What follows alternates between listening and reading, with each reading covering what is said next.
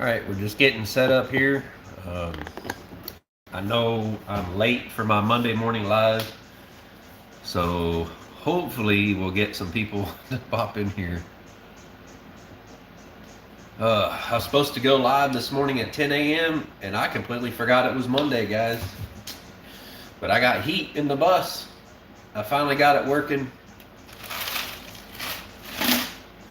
Heat in the bus will help prevent this right here, ice in the water bottles. So hopefully we get some people pop in here.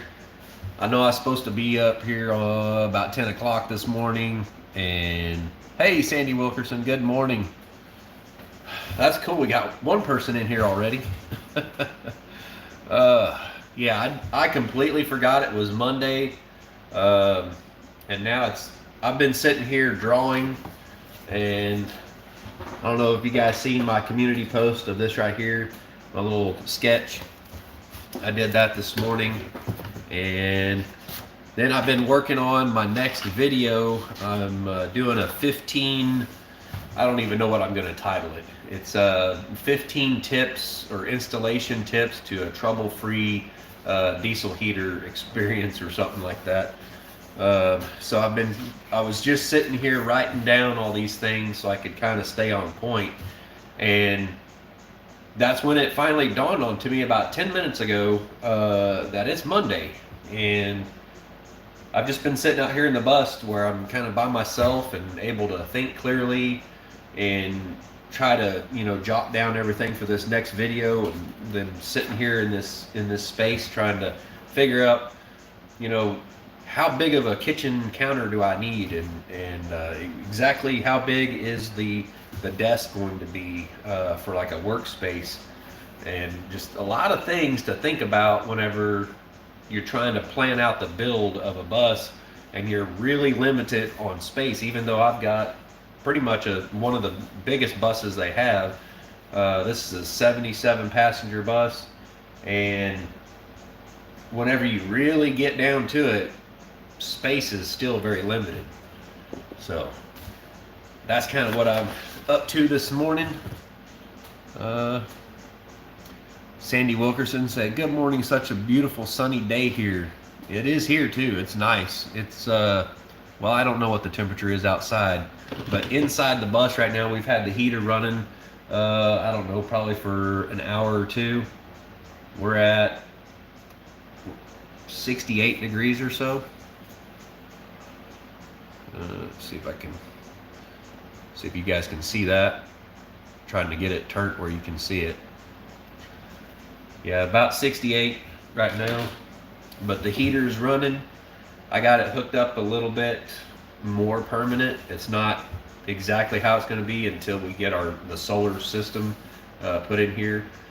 But I just happen to have a 12 volt power supply that I bought from a yard sale. I don't know what year it was I got it, but I remember my kids were very little.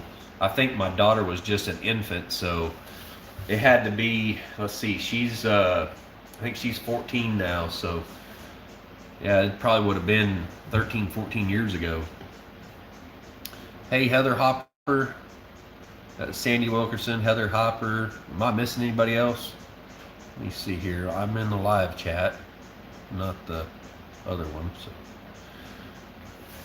I'm guessing everybody can see me and hear me. We've got 10 people in here and 5 thumbs up. Awesome. At least half of you are liking the video.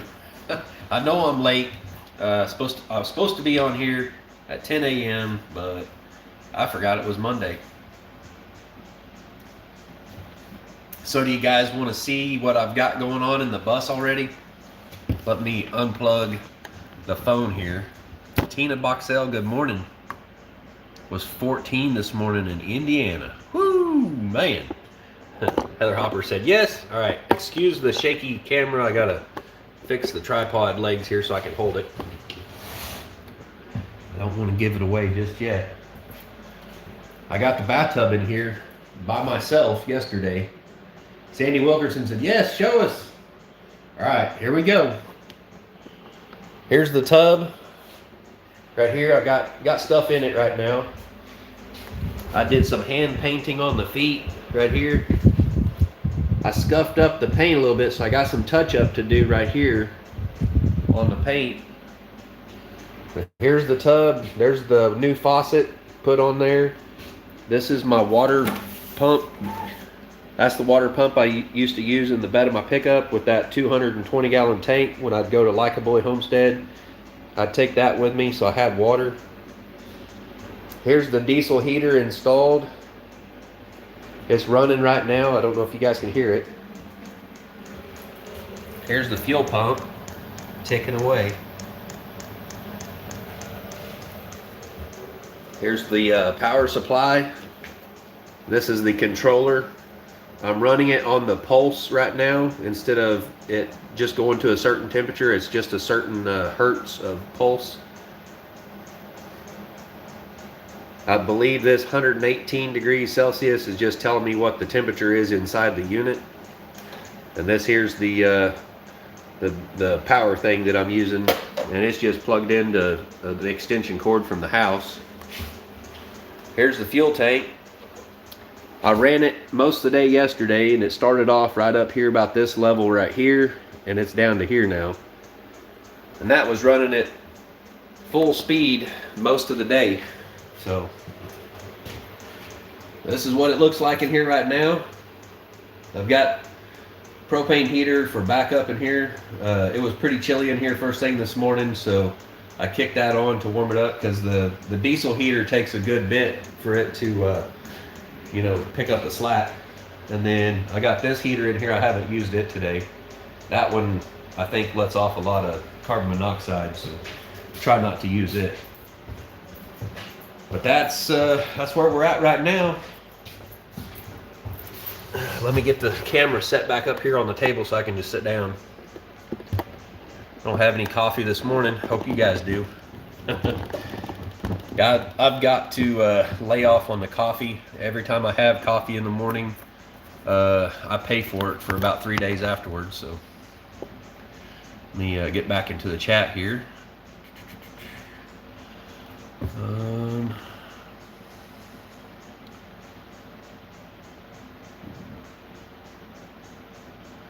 Tina Boxell said, I love the color.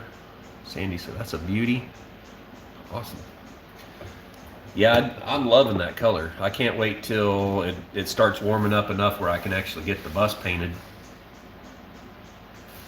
And my diesel, or my fuel pump for the bus apparently ain't gonna come in. So I guess they didn't charge my account. I thought they did, and now that there's no money in my account, they said that it was declined. I'm like, but I paid for this. I ordered it like weeks and weeks and weeks ago, and I could have swore it came out of my account, so I'm gonna have to go check that. But they said it was supposed to be delivered today, and then all of a sudden they say that the payment was declined. I was like, I thought it was already paid for, so I guess that's my fault. Tina says, please hit that thumbs up. Yeah, guys, hit the thumbs up. Got only 6 thumbs up and 12 people in here. Tubbing the bus is different for sure. Yeah. Well, you know, trying to make things, you know, more livable for my wife and my daughter. You know, women usually, you know, they got to have a bathtub in order to be happy, right? That was my thinking anyway. I don't even know if my wife and kids are gonna move into the bus with me, to be honest with you.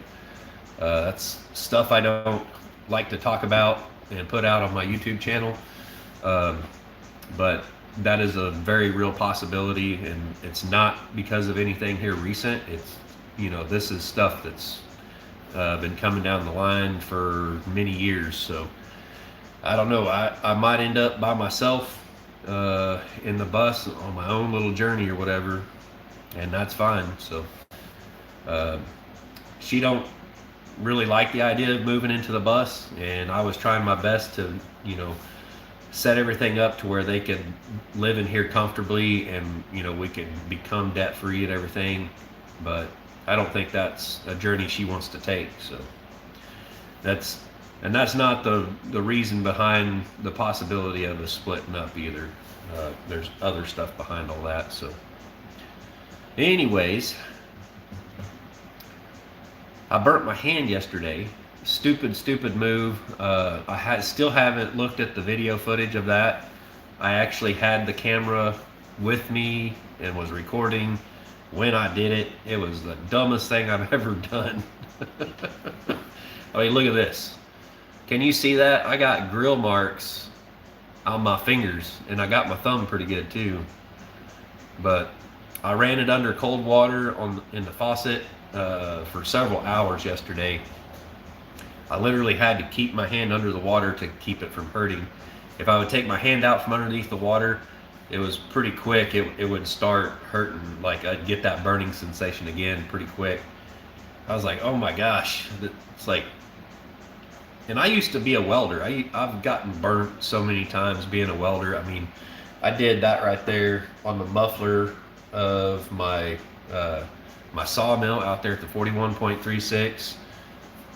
This one right here, that was actually from welding on the back end of the log arch trailer, and neither one of those hurt near as bad as my hand. But it doesn't hurt anymore. It just kind of feels stiff and kind of funny feeling. So were you trying for rare or medium? Rare, I guess.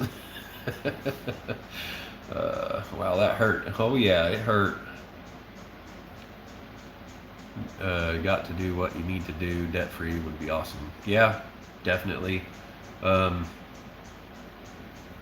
She's been talking about getting a divorce and stuff for years, and it's usually whenever she wants to like say something hurtful to me or something like that. And you know, I just have always been like, well, you're gonna do whatever you're gonna do. And so it's starting to seem real now, that I don't think she's joking or anything anymore. Glad it wasn't too bad. I can't read that one because the thing's in the way. It says, hi, this is my first live with you, Rebecca Davis. Well, welcome. And now I'm sitting here talking about stuff I really don't want to talk about on a live, but that's kind of just keeping it real, guys. I may not even need to build bunk beds in here because the kids will probably go live with their mom. Sorry to hear that. Hope you could work it out. Honestly, I'm not as hopeful anymore. I love her to death, and I wish she would, you know, go on this journey with me and everything and stick it out. I don't know if she will or not. I'm going to go ahead and build the bus as if she is going to, because honestly, I don't know what she's going to do whenever I sell the house. So I'm going to build it to where her and the kids, you know, can go on this journey with me. And if they go, they go. If they don't, they don't. But I have to go debt free. I just have to. I feel that is the most important thing right now. And, you know, not just for me, but for me and them. And that's the whole point in building this bus, is to have a place where I can live while I build my own home. Because paying for the next, you know, 25 years or whatever, it's less than 25 years, but however long it is, paying a mortgage just doesn't seem feasible or achievable. It's not the route I want to go.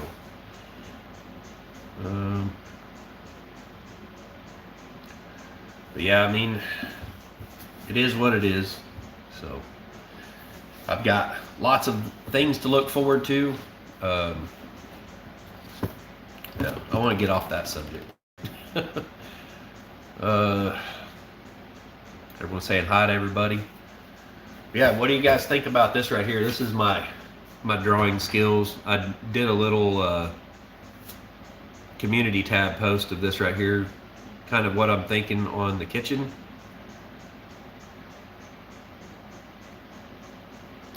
Rebecca Davis said 4. 4 what? 11 people in here. Man, we lost some people.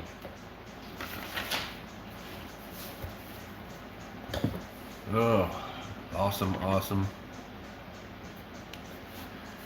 12 people in here. Sweet. But yeah, it's nice to have heat in here. Maybe we can keep this right here from happening anymore. Got frozen water bottles in here.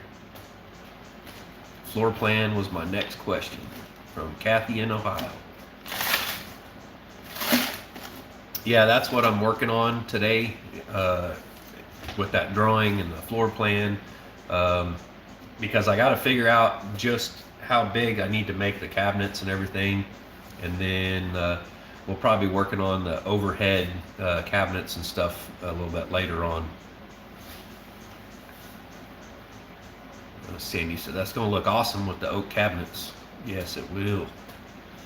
And I wish I had a 3D carving program for my 3D, or not 3D, my CNC router.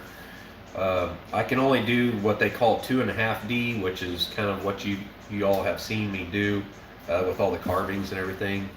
And I really wanted, when I first bought that machine, I wanted to be able to carve cabinet doors and put, you know, just 3D, or what they actually call 2.5D. I wanted to be able to do that instead of just the 2D. I guess 2D is what I can do now. And I want to do the 2.5D where it almost looks 3D, where you can put like elk and deer and mountains and trees and all this sort of thing in the cabinet doors. That's what I'm hoping to be able to do with this.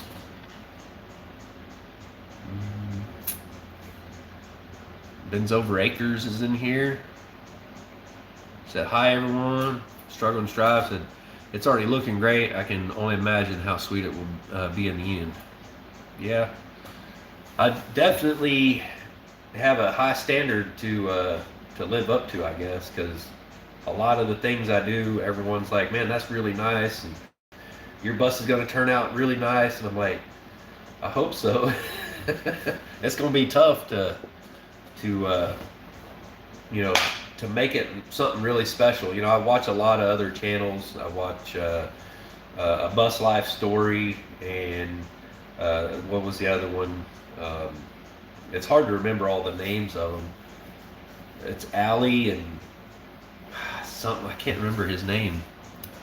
And then, yeah, I just can't remember people's names. But yeah, there's several channels I've been watching and kind of seeing how they built their bus out. I've been watching Van City Van Life for years and kind of seeing how he done stuff, but I'm not having someone build the stuff for me. And so that's kind of where the struggle is. There's another one, I think it's called the Must Bus, and then Gus the Struggle Bus, I think.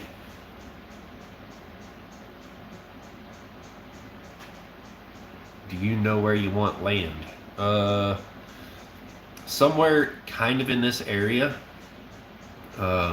Anywhere like in the 4-state area, like not necessarily Kansas. I don't want to live in Kansas, unless it was like land that was just given to me, or dirt cheap. I heard that here a while back they were actually giving land away to people who would be willing to move out to like western Kansas and farm the land, and I guess you get all kinds of money and stuff from the government to buy equipment and everything, and basically you sign your life away, and it is a loan. And I just said, nope, that's a trap right there. It's a government trap right there. So Sandy said, I'll have a different look. Yeah, the bus will definitely look different than most anybody else's.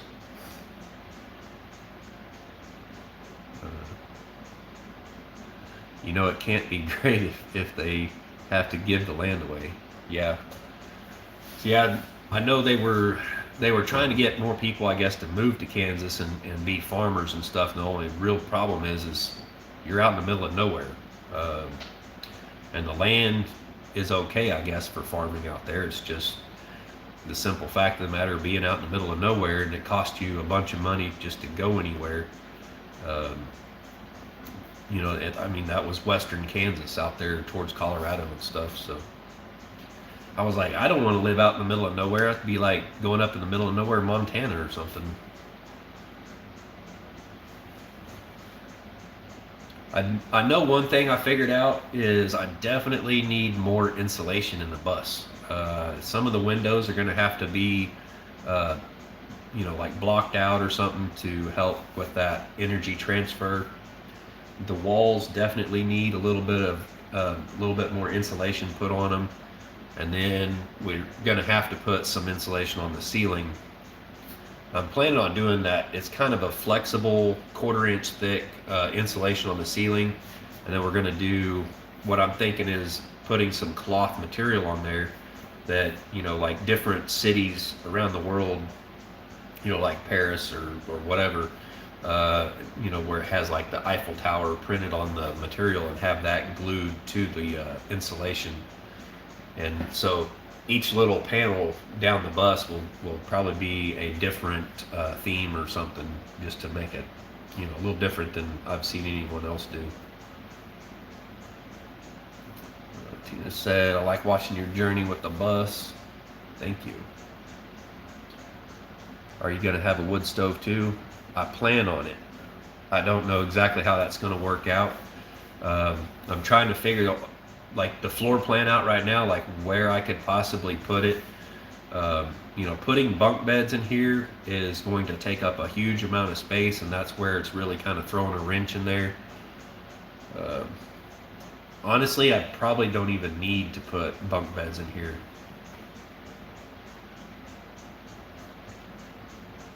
Tina said, hit that thumbs up, show your support. Yeah, guys, it helps out a bunch. I really don't know how much it helps out, but I like seeing it.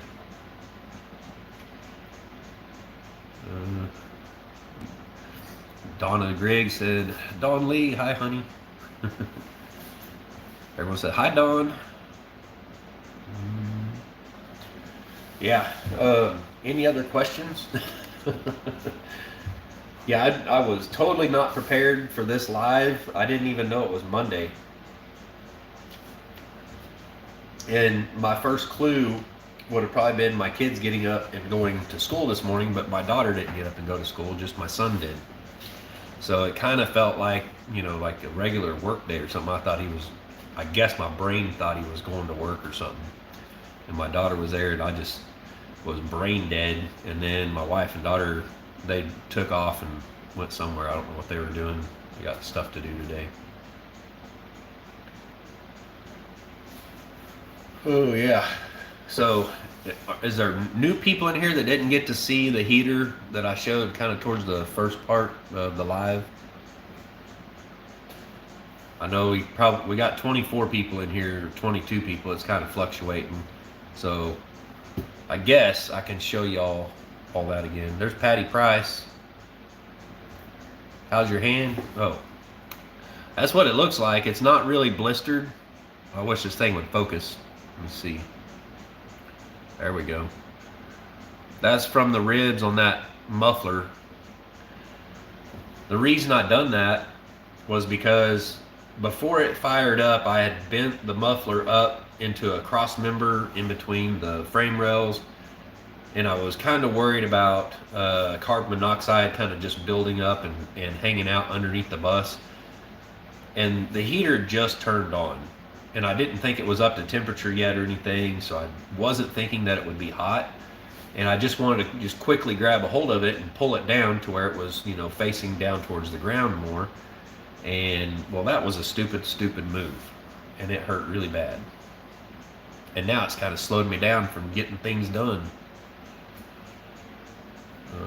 Dawn Lee said she missed the heater. Nana's Crazy Life didn't see it. Alright, so I'll go over there and show you guys here in a minute. I'm trying to catch up on this chat. Hi, fondly. Misspelling. Morning, sunshine. Good, going for coffee. I'm glad you can, because I can't. I can't have coffee no more, I guess, because I had, hang on just a second. I had decaf the other day.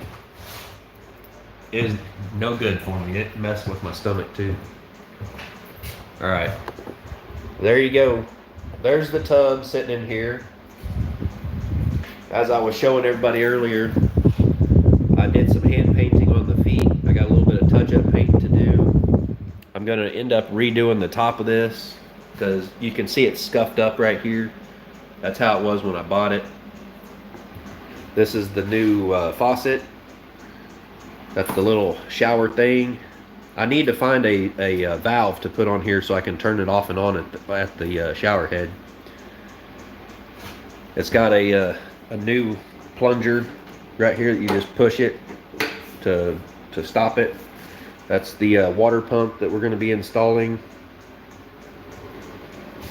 This is the heater. It's running right now. There's some nice warm air coming through it. This right here is the fuel pump. Just a ticking away. Then all the wiring and everything that we got it running over here. This is the controller.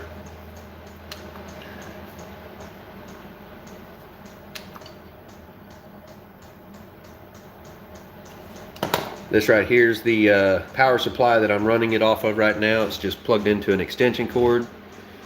There's the fuel tank. And since yesterday morning, it's went from this, it was filled to about right here, and it's only went down to there. I ran it on high all day yesterday.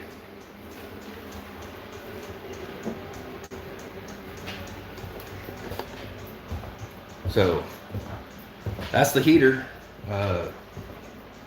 Can't believe I burnt my hand on it yesterday. That was terrible, terrible. Excuse the shaky camera. Gotta get it set back up here. Get y'all plugged back in. Alright.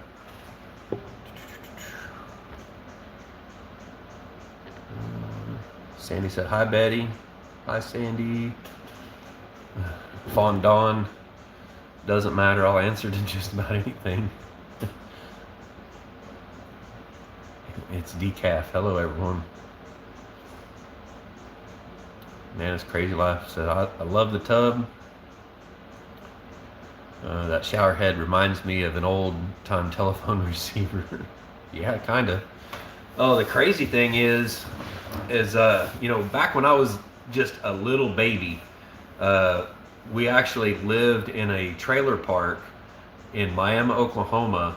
It was called Mobile Manor, which is actually behind, if you guys are from Northeast Oklahoma, if you know where the old 66 drive-in theater was,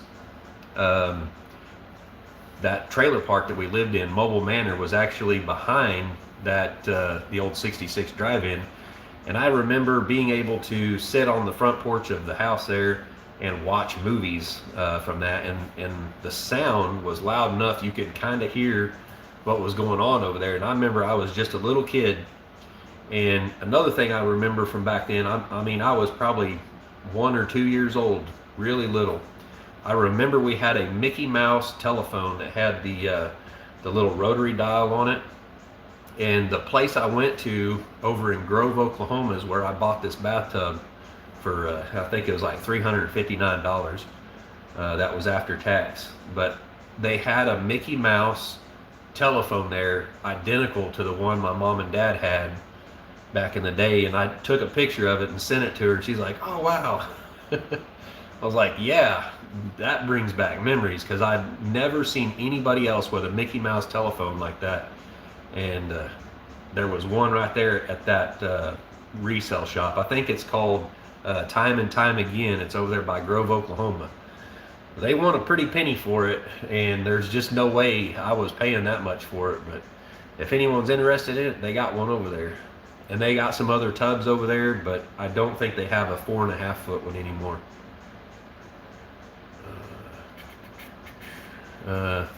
Did it take long to heat up in the bus comfortably?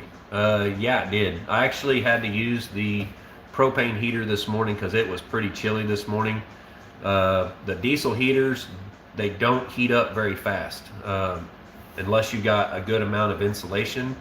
The problem with my bus is all of these windows are a huge heat loss through these windows. So I definitely will have to make some insulated curtains for the windows. in order to cut down on heating cost in the winter. I know of a guy who has a bus that's a little bit longer than this one. It's an all-American bus, like a 40 foot. So he probably has 38 feet of buildable space inside of it, and he runs 2 diesel heaters in it. I think he said it cost him like $160 in diesel in 1 month. But if you got solar and you don't have an electric bill to pay, that's not terrible for heating your home in a month. Right now, we're all electric pretty much. I do use the Mr. heater right here, the little 2-burner catalytic heater. I use that sometimes in the house when it gets really, really cold, like the negative temperatures and stuff. We'll use it to kind of supplement the heat a little bit so we're not using so much electricity. But our electric bill would normally be 200 and something a month, but when the cold months hit, it's $500 and $600. So I will definitely have this propane heater in here as a backup, and I plan on getting a small wood burning stove just to have that, because I mean, if you got a sawmill, why not have wood heat also?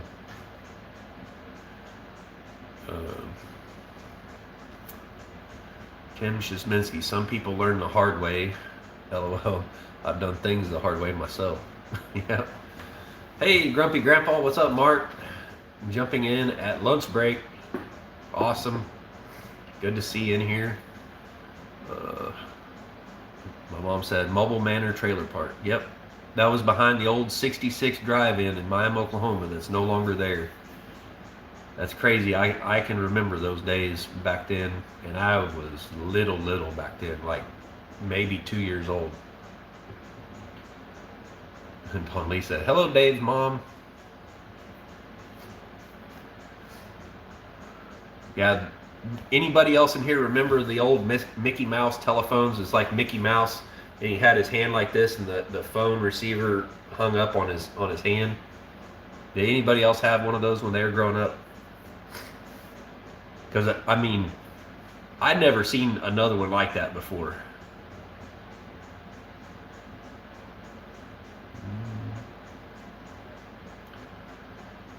You could put hinged flaps on the windows, maybe 3 or 4 at a clip, because in the dog days of summer you'll need all windows. Yeah, I plan on having air conditioning in here. I can get a mini split put in. It's probably going to cost about $1,500 because I want to get a good size one. I think it's like a 24 SEER, so it's like super efficient, but it's a little expensive. You can get one, I think it's like a 19 SEER, and I can't remember the BTU, but I think it would struggle. I think it was like I want to say it was, what? Yeah, I can't remember how many BTU it was. But the 24 SEER was quite a bit better, more cooling power. And I think the biggest thing is insulation. And yeah, it'll be nice to be able to, on the normal days of summer and stuff, to not run AC and just open windows and let the breeze through. But honestly, I mean, if I'm living in a bus and I'm not tied to any certain area, I could pretty much, if it gets, too warm in some area, I could go north or something, just change the weather instead of changing the temperature on the thermostat. Man, it's a crazy life. I had one, still have it in storage. Are you talking about a mini split? The mini splits have heat as well. Yeah, I hadn't looked into them that far, and I was hoping they did. I'm going to have to make sure the one I get will have heat also. Oh, wait. Oh, Donna, you're talking about the Mickey Mouse phone? You know how much they wanted for that thing? I think it was like $80 or something for that phone. I was like, dang, that's a lot of money. I can't remember, it's 60 or 80 bucks, I think. Grumpy Grandpa said we had a rotary dial way past tone dial.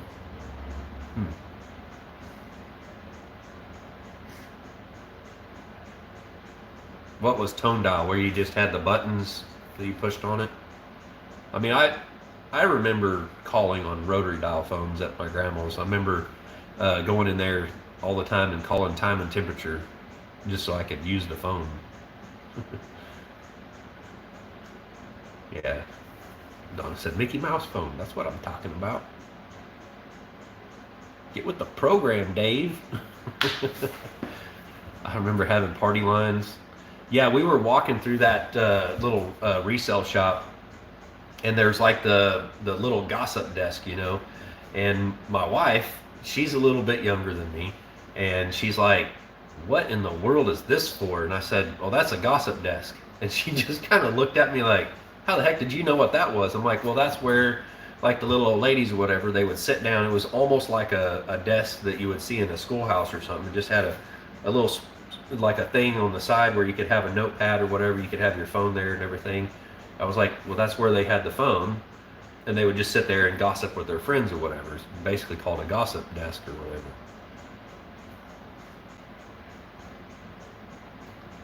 Donna said, "I also have Winnie the Pooh phone." Really? That's cool. I've never seen one. Y'all don't start calling me Pooh, but I'm going to tell you a little inside thing that only my mom knows about. Back in the day when I first started as a welder at J&J Railcar, I had to put my name on my welding gloves, right? And my mom worked there at J&J Railcar too. She was one that put the lettering on the side of the railroad cars that we built. And I did welding there. I first started off putting sheet metal on and putting the rivets in and everything. But I finally got into welding, right? I proved to them that I could weld, and they put me on welding.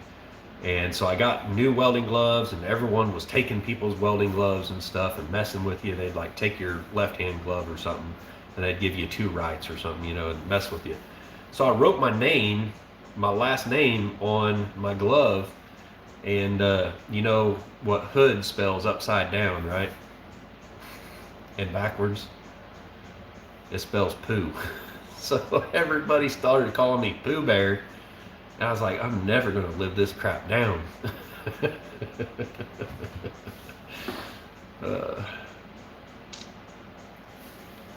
So there you go. You guys got something on me now. Patty Price said, "Me too, I didn't like it." I don't know what you're talking about. I'm missing out on something there.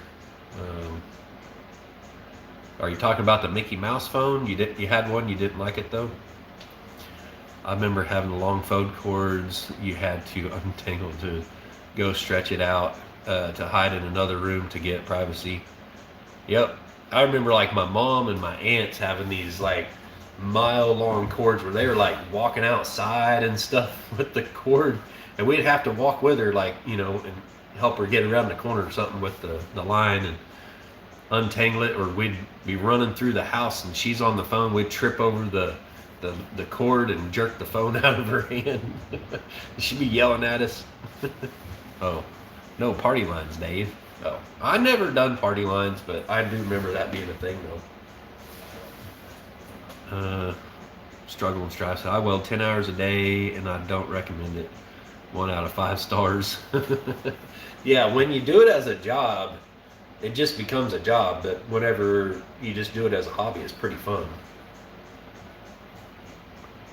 Oh man, that would stink. What's up, everybody? What's up, Myers Kids?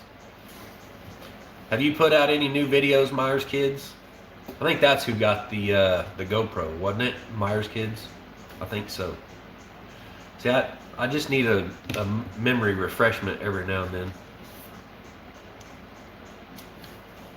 For some reason, I think in the last live I was doing, I was thinking it was Dawn Lee that won it, or Brenda Baker or somebody. Oh, 25 people in here. Myers Kids, yes we did. Have you done any new videos? I haven't really been able to check and see. I know I probably won't get notifications whenever you do, but that's what YouTube does. It only gives me notifications for so many channels. Sandy Wilkerson, my husband is a Boilermaker. My dad was a welder, pipe fitter. Awesome. I was a Boilermaker at one time. I didn't do the pressure vessel welds. I put the pipe in and welded it in. I didn't put the elbows on. That was my job, was just basically putting the piercing pipe through the piercings. Would get that all in, and then weld those up, and then they had another guy that was like certified on pressure vessel. He came in and put the well, we would tack the elbows in place, and he would come in and weld them out.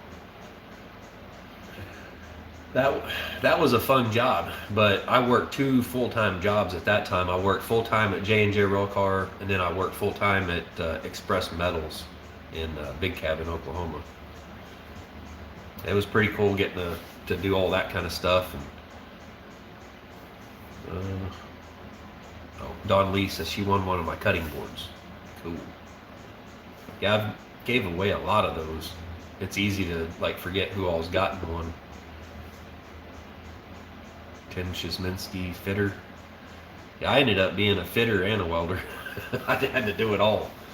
Had to do all my own work. If I messed up, I had to grind it out. I didn't have anyone to do that for me.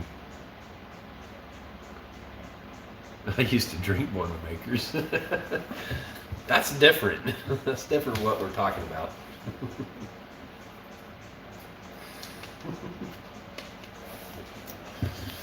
I'm not talking about alcohol here. Brendan Baker said, hello, Tim Shizminski. I'm guessing that's how you say your last name. Hope I'm not butchering it. 2 hands working and said, hello all. Hey, hey. There goes my annoying neighbor. If he watches this video, the next couple of times he goes by here, he'll stomp on it. Hey, Adam, what's up, man? Good to see you here, man. I haven't seen a video from you in a bit.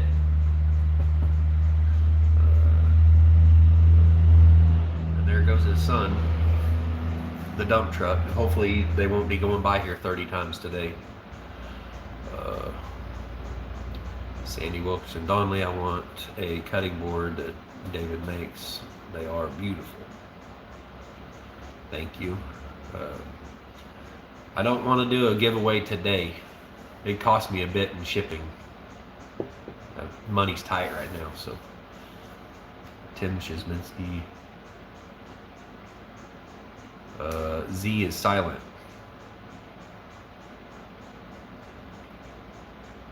Saminsky? Was that right?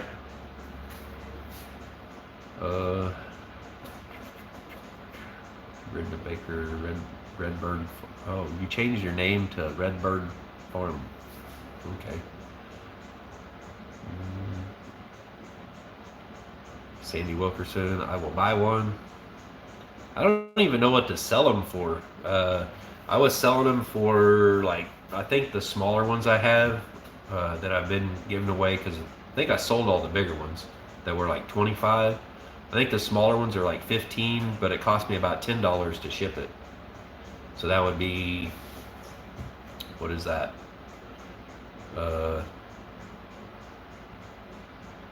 15 plus 10. My brain ain't working. What is that, 25? I think. What's the next big project on the bus? Well, I've got to figure out where everything's going. That's the biggest thing I've got going on right now.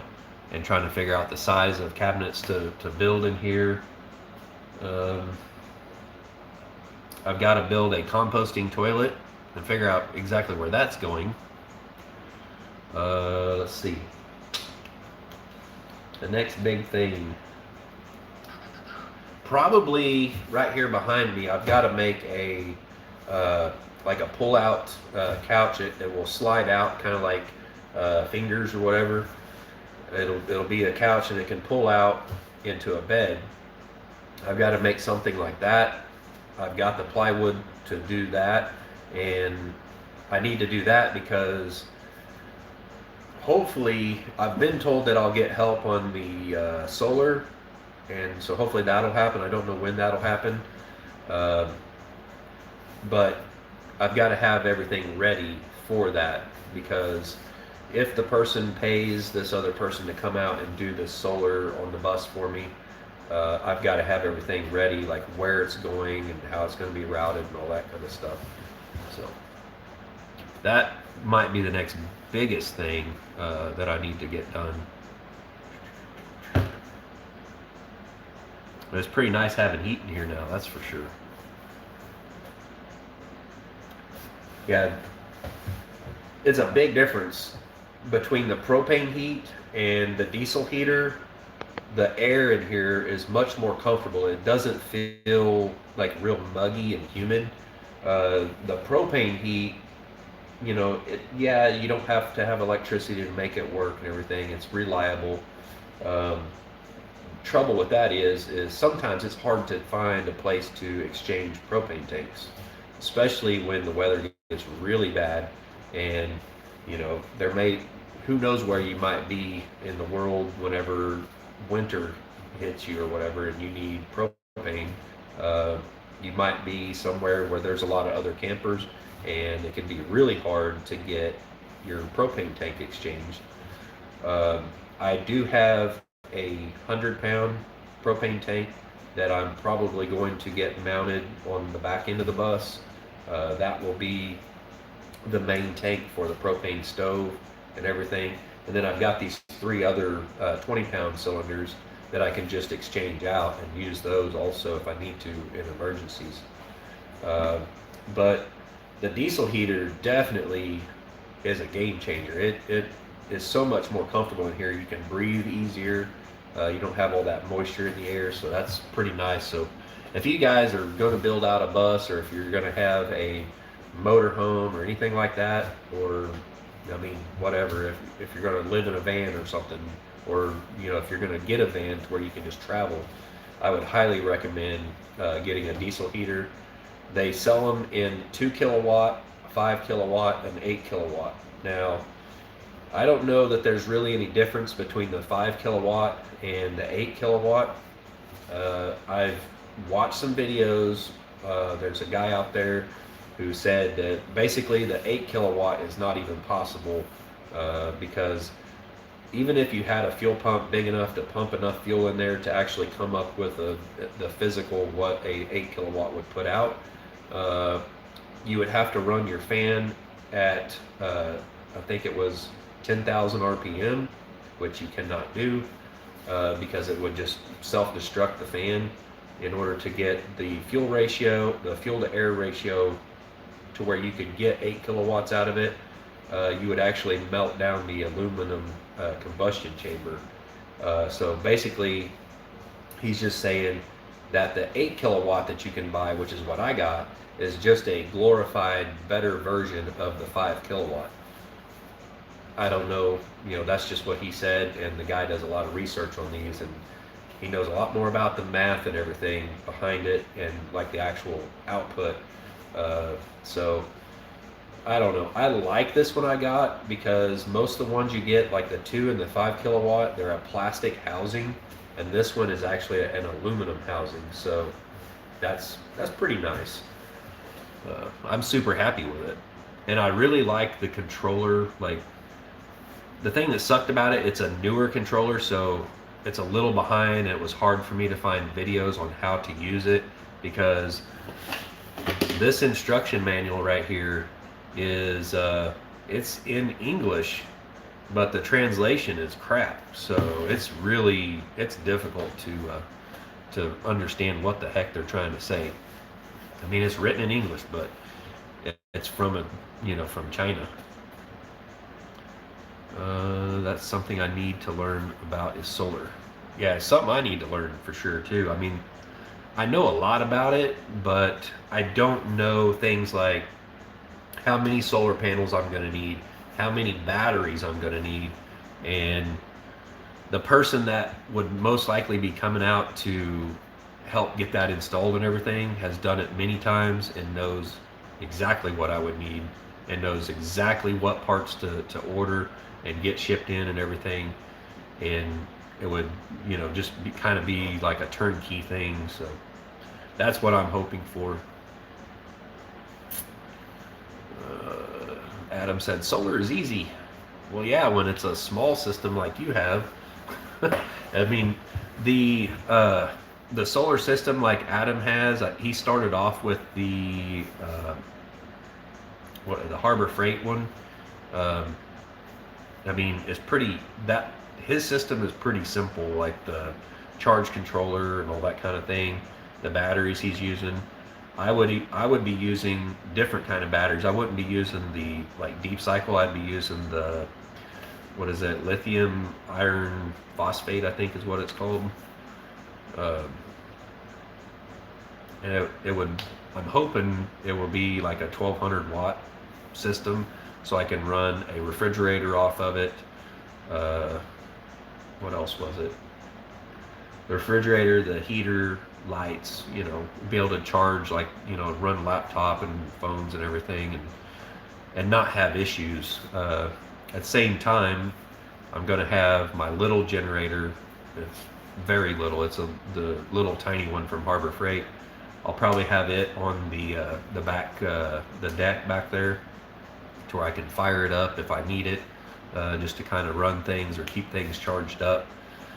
The great thing about that little thing is, you could have it charging the batteries through the 110 out of it, and then you can still, use your batteries to, do everything else. That little generator won't put out a whole lot.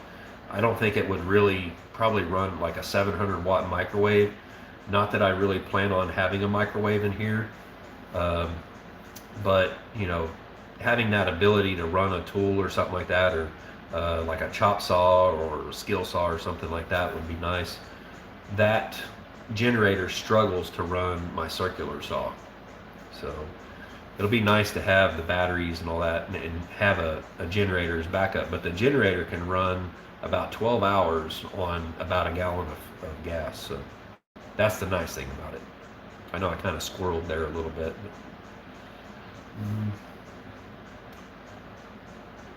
but Rachel Marceau said, I can't wait how you're did you send that message a little early? It's like you cut yourself off there.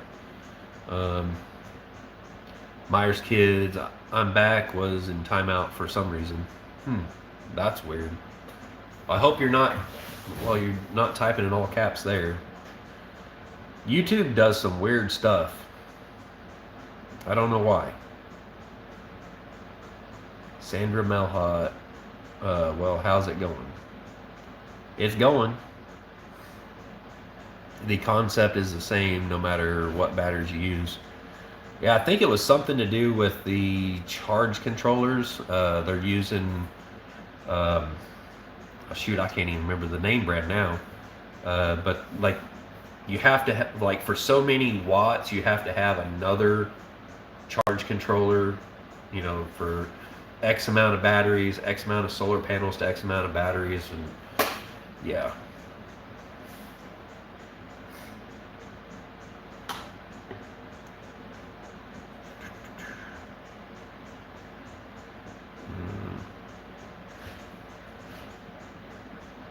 Yeah, Brenda Baker said, I'm sorry at Myers Kids, it must have been YouTube because I didn't see anywhere here where you was timed out. Yeah, I mean, if someone times you out, I would see it on my screen, and I haven't seen that. So it's got to be YouTube. And they done the same thing to my mom. They blocked her on one of the lives, and I don't know why they done it.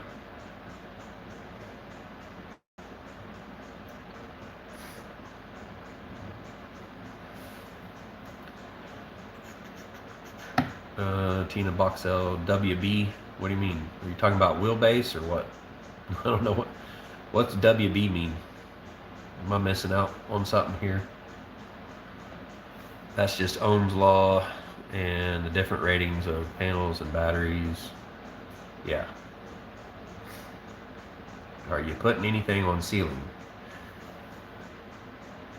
So did you bolt down the tub and get drain hooked up in there? No, I can't do the drain or anything yet because I don't have the gray water tank.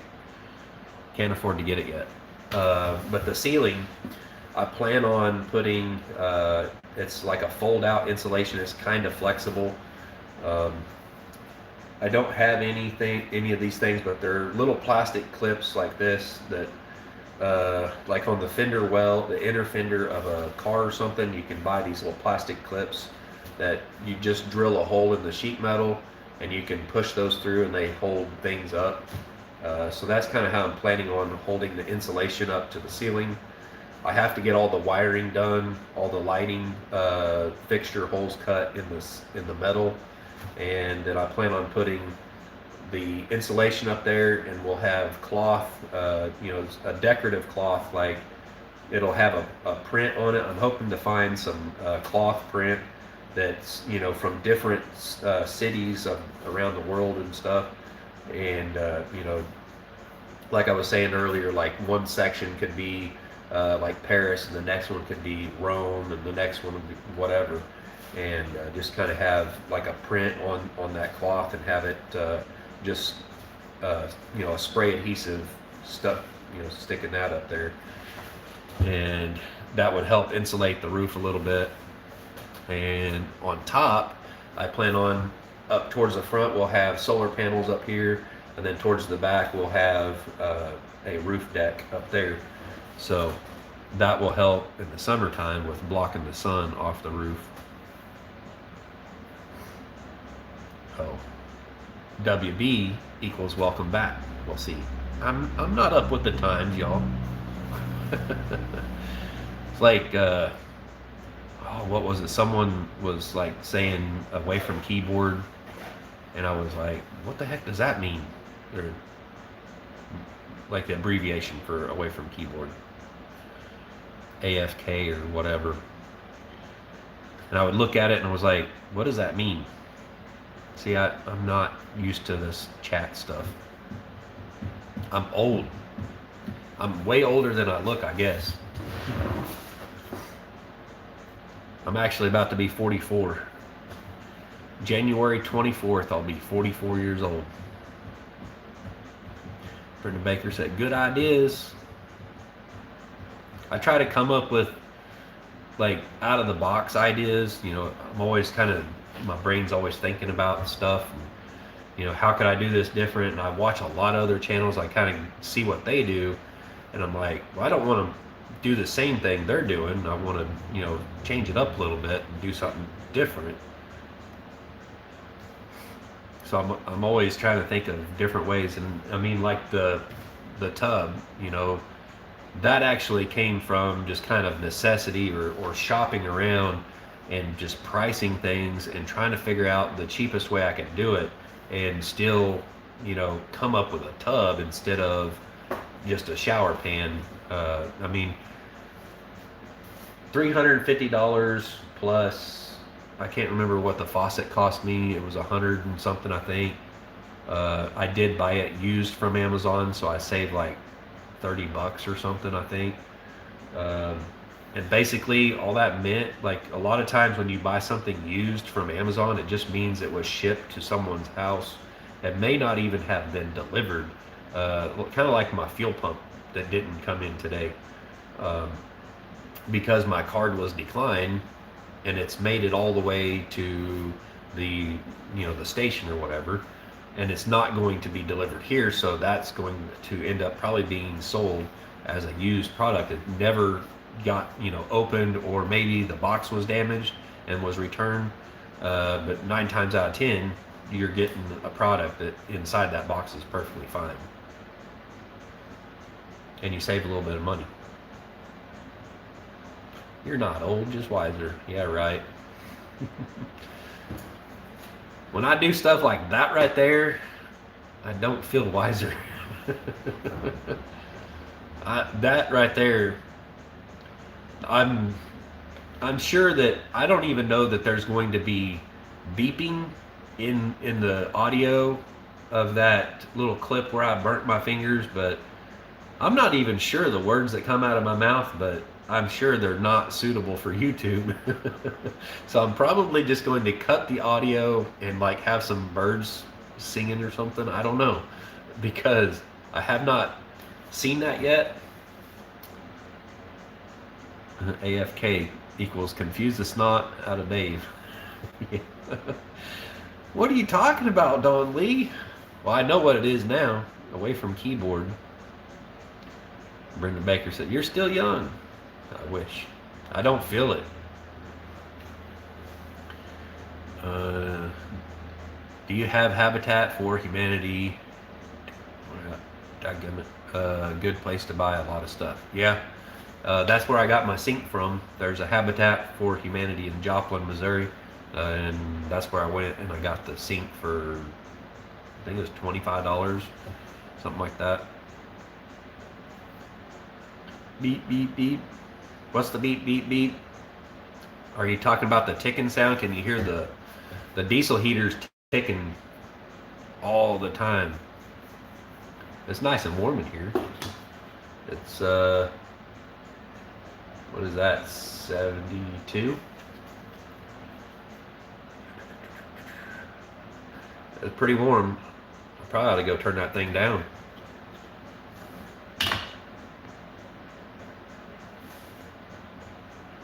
Oh yeah, beep, beep, beep for burning my fingers, yeah.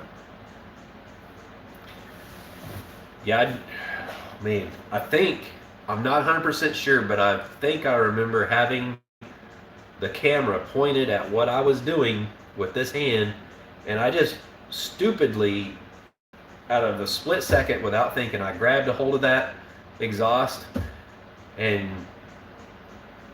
I don't even know what I said. I think it probably sounded like a bark coming out of me. And then OF, beep, beep, beep, it hurt so bad. I mean, the only pain that I've ever felt in my life that was worse than that wasn't like, mental pain, like physical pain. The only worst pain I've ever felt before is kidney stones. And if you've ever had kidney stones, you know how bad that hurts. And this right here was second to that. It was almost as bad, pretty much unbearable.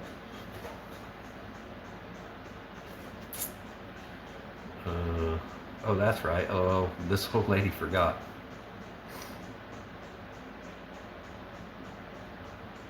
Oh, you talking about me going to Habitat and getting the sink?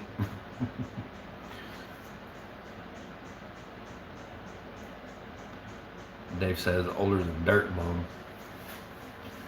Yeah, I mean, if I'm old, I guess I would make Mom older than dirt. Did you put mustard on it? Nope. I would have probably been tempted to take a bite out of my finger if I put mustard on it. I'd be like, it looks like a hot dog.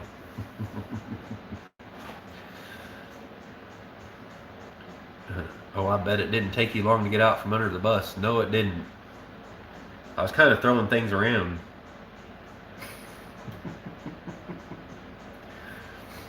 Saying words, and I know that I pointed the camera, I think it should be, I pointed the camera right at my hand right afterwards. Because I watch so many videos where something happens and the person holding the camera, they flip out and like the camera goes flying or something, or they're running and you can't see nothing, and you're like, dude, if you're going to do a video on this, just hold the stinking camera still, so you can actually see what the heck happened or whatever. And so I was like, my thought was, all right, you're going to end up having to show this on YouTube because you screwed up, and you can't not show it, even though it's extremely stupid and you're embarrassed that you've done it. It's like, just point the camera out and say, looky there, look what I did.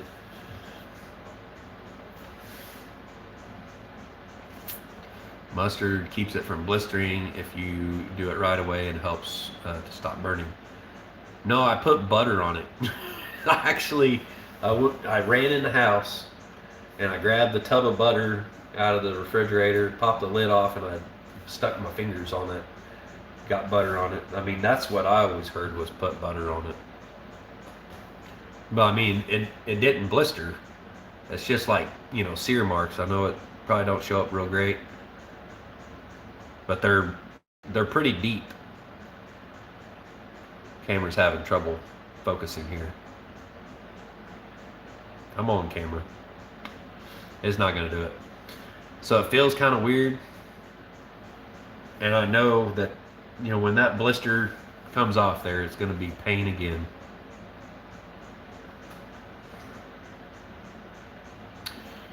Tina Boxell said, about like me grabbing a hot cookie sheet. Exactly.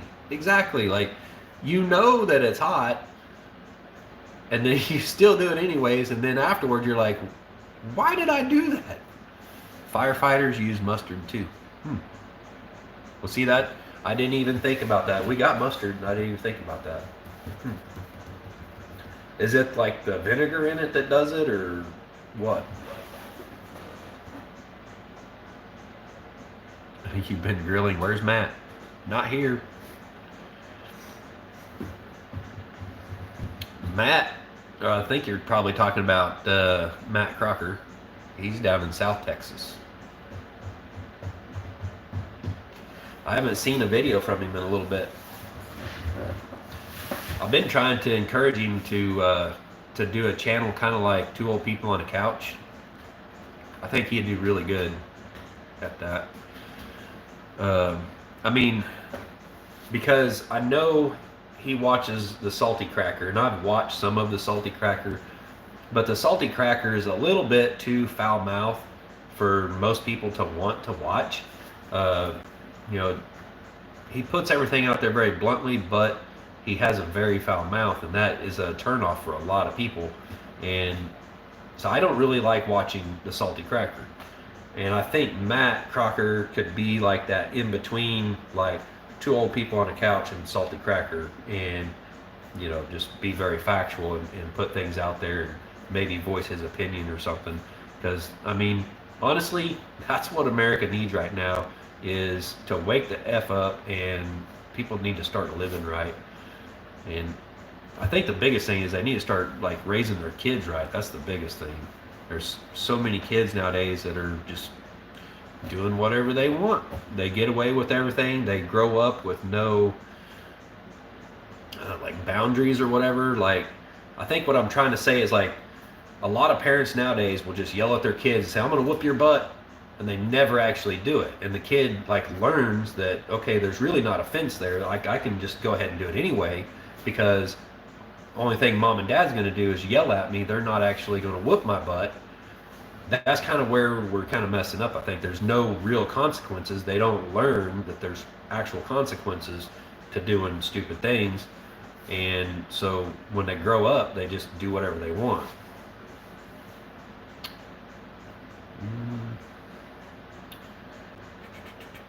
I caught on fire one time. I might have to share that. I've done that before in the welding shop. I had coveralls on. I just got done welding something. I turned around, was talking to a guy behind me, and my coveralls was brushing up against that weld that I just done. And next thing I know, I was like, man, it feels hot in here. And I turned around, he's like, dude, you're on fire. I had a hole about that big in my coveralls. It was just like growing.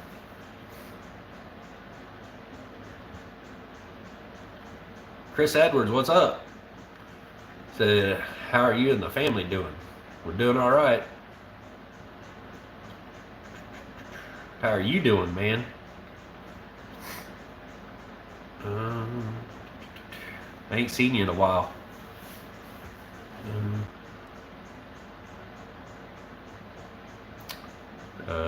Debbie Shreeman. A lot of kids don't have respect. Yep. That is a big one there. A lot of them, I see a lot of them don't have any respect for anybody else or their things or anything. Sandy Wilkerson said, I agree, Debbie, kids don't have respect. Yeah. My kids do. They, you know, I'm not saying they're perfect or anything, but I dang sure raised them to be a lot better than what I've seen in the majority, I would say, of the people out there now. I get a lot of people will be, like we're in public or something. They're like, "Man, your kids are so well behaved and all this and that." And I'm like, "Well, it started off when they were young. Me whooping their butt when they'd done something wrong, way back then when they were little, and now that they're getting older and growing up and moving out and everything, uh, you know, they understand that there's consequences. Like if I say I'm going to whoop your butt if you do this, that's actually going to happen. I'm actually going to do that."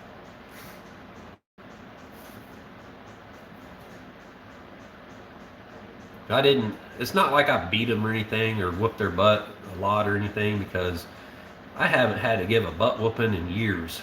So,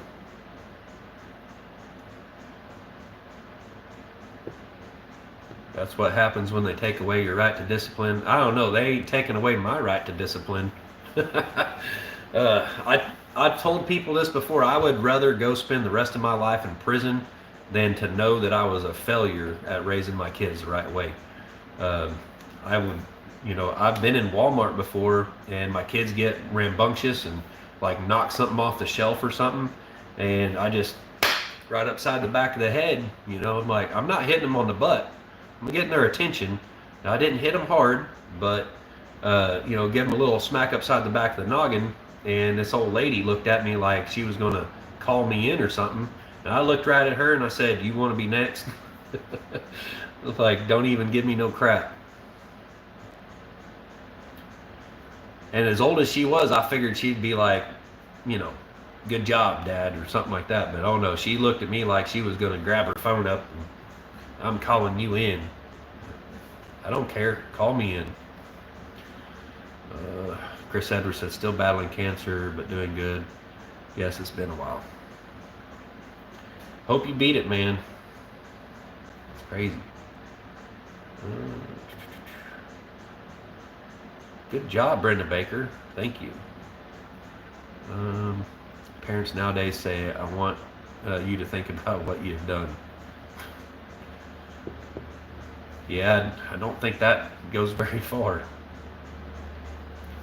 My mom disciplined us. She would get the belt out, and if we done something stupid and we deserved it, we got it.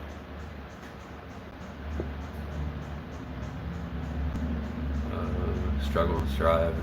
It was at Bender Baker. I might post it later on Instagram. It's funny. Now, not so much then. Yeah, what I done to my hand right afterwards was kind of funny, but the pain was pretty unbearable, and I couldn't finish the video out until later on that afternoon.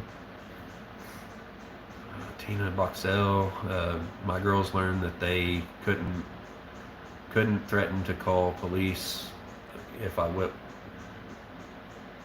Butter took them there, and the cop said, "I will watch it." I'll help. You do something stupid, I'll help your parent whoop your butt. I'll hold you still.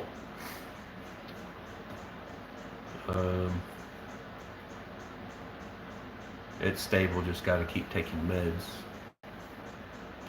Yeah, what is it? Is it, I think Tina was telling me it's lung cancer that you got.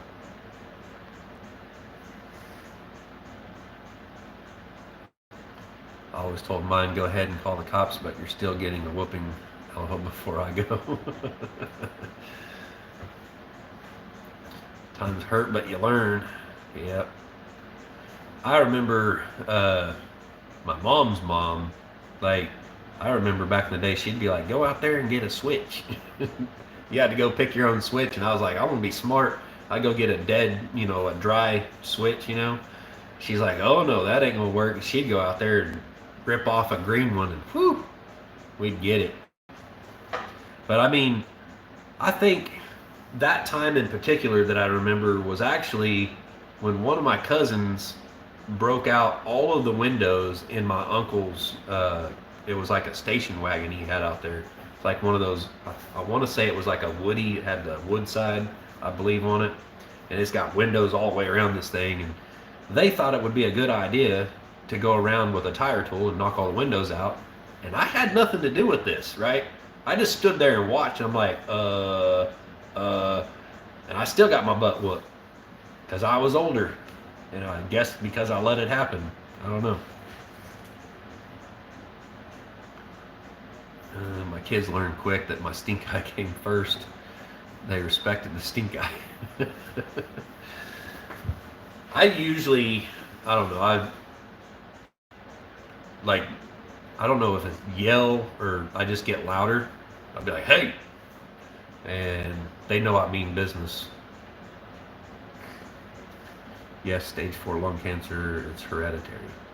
Yeah, I know y'all lost your grandpa from lung cancer. I'm praying for you, man.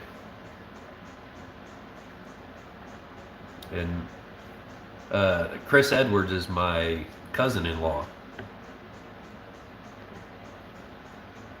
Let's see.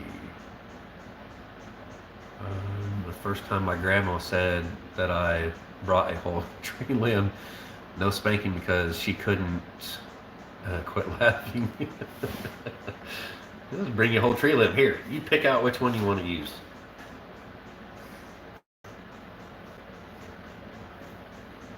Don Lee said, sorry to hear that, Chris. Betty praying for you. Said, appreciate it. Guilt by association. Yeah. Yeah, I've heard some of the stories of, like, you know, Chris and my wife, and, you know, they were cousins. And, like, you know, them growing up and stuff. And then, like, remembering, like, what it was like with me and my cousins growing up and everything. I was like, man, we lived very similar lives. Always getting into trouble, doing crazy stuff, getting our butt whooped.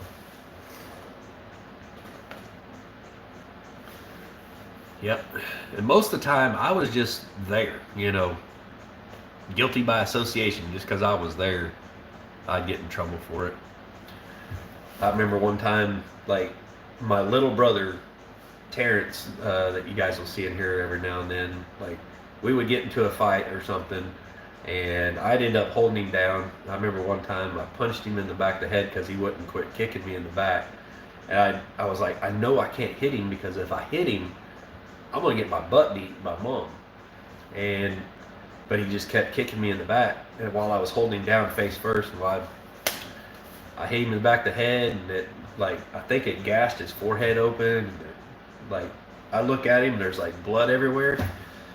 I had to let him up, and he's still after me, and my older brother come out. He had to break up the fight. And then he goes inside, and my mom sees what happened, and then I got a beating. I was like, dang it, I can't win for losing. Tried to catch up on your videos. Your schoolie looks awesome. What do you have planned? Well, my plan is to get rid of my mortgage.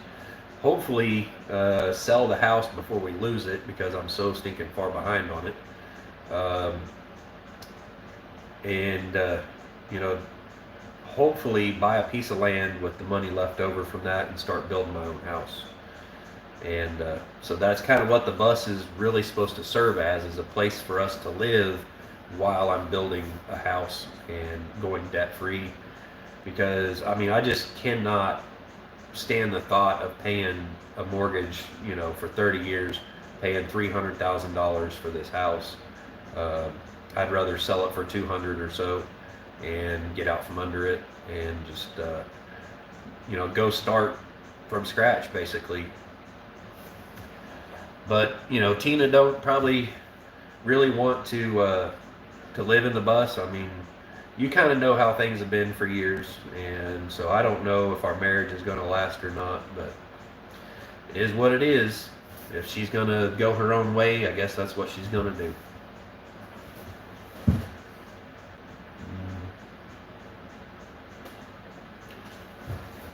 Yeah, I missed you guys. Didn't get to see you down for Christmas or anything.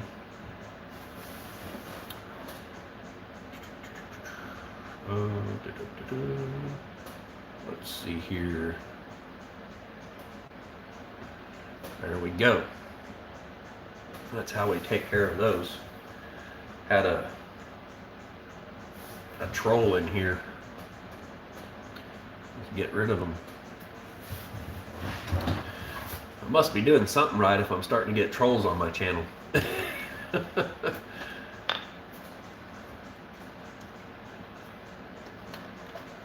Go. 25 people in here. I'm going to have to go back here and turn this heater down. I guess I'll take y'all back there with me.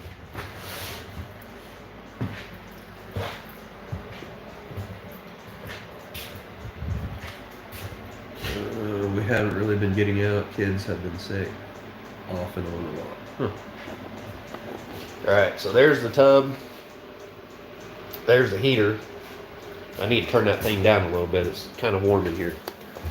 So to turn it down, we just turn down the pulse. It's like that right there. That should work. That just basically turns down the rate at which it pumps fuel into it.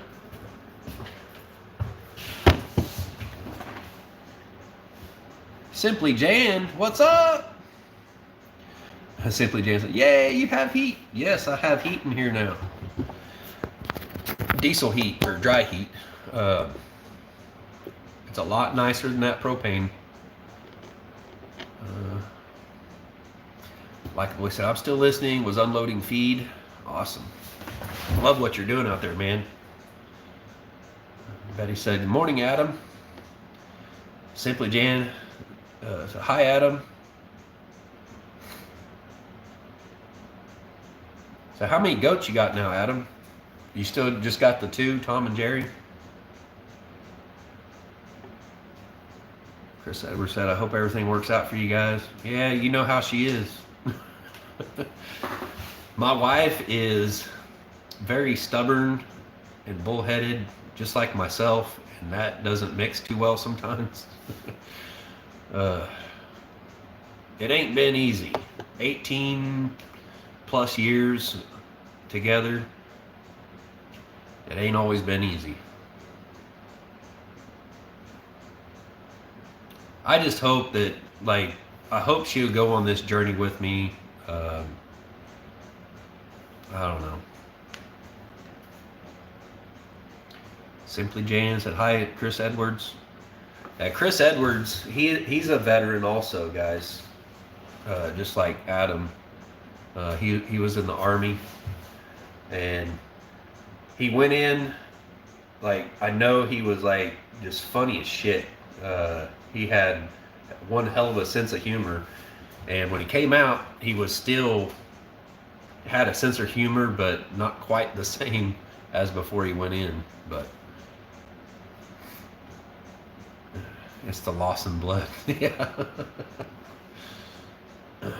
Yep. Married into the outlaws. Lawsons. You can tell she's definitely got some red hair. Because she's got a temper. And man. Like last night, I was sitting there watching YouTube, doing a little research and stuff on these diesel heaters, and I'd fell asleep. You know, I'd actually had started my drawing and stuff and everything on this book. I don't know if I showed you all that, but I'd kind of started on this right here, a little kind of floor plan for the cabinets and all that. I'd started on that last night, and then I don't even remember setting it down, but I fell asleep, and then my wife, my daughter, comes in, and next thing I know, I just hear yelling and stuff. I'm like, holy smokes. And then all of a sudden, like, everything's my fault because I'd started laundry, and I'm like, holy crap. You know, I go downstairs, I start laundry, and y'all probably know I've got problems with the well right now, so the water's running a bit slow. And so now the wash machine takes forever, and the kids got to do their laundry and stuff, and now they're waiting for laundry to get done. And she's like, you shouldn't have started laundry this late. I'm like, man, see, I can't win for losing. Like, I try to help out and everything. I do things around the house, and then it's still my fault, that kind of thing. I'm just like, I'm done. I don't want to hear it. I'm going back to bed.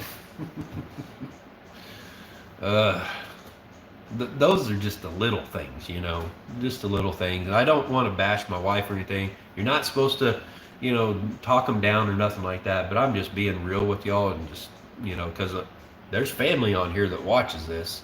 And if I wasn't being real, they would tell you that I wasn't being real. So,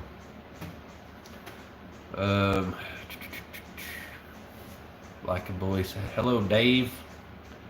Or no, hello, Don. See, I couldn't read it because that little blue thing popped up there. Simply Jan said, marriage ain't easy. That's for sure. That is for sure. 18 plus years, and I can vouch for that. It is not easy. You'll have trying times. It's not always, fun and everything. Real life happens. So that's life. um,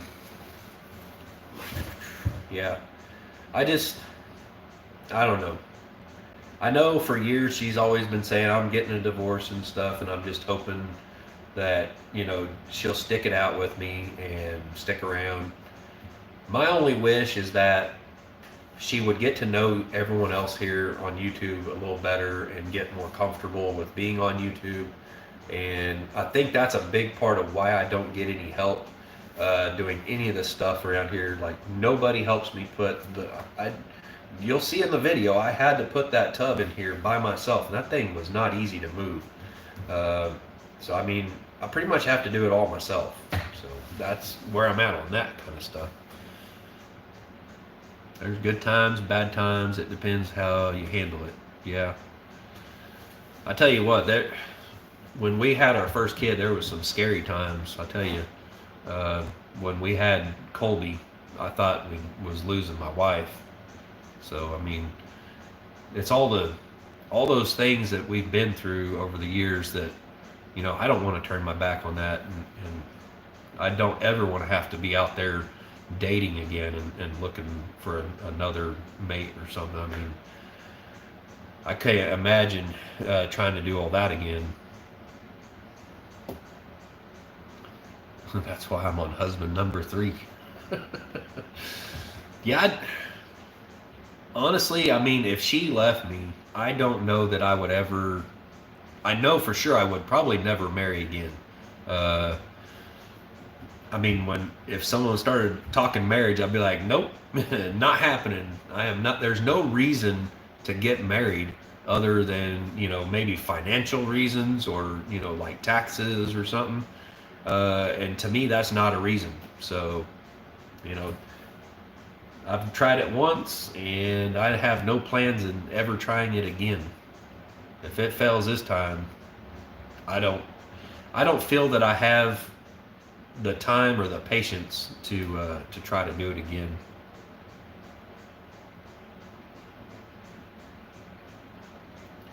Simply Jan said, we don't ever use the D word.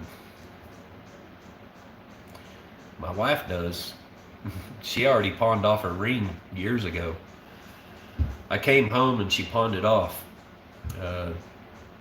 Some of y'all know, like, I made good money in the oil field. Where that money went, I have no idea, because we ain't got nothing to show for it. There's no reason that the house shouldn't already be paid off. After 40 years, he goes to his man cave, and I get on here. Yeah, crack open a cold one or something. I mean, that's another thing. Like, this stuff that I do on YouTube is kind of like going to my man cave or going to the shop or whatever and just getting away, doing my own thing. And I try to make money at everything I do. I don't try to do things just because or just for me or anything. I do it for us. And I know she doesn't see that.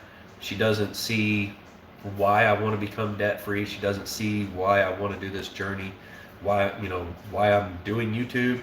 I mean, I'll be honest with you guys. This is what I hear every day.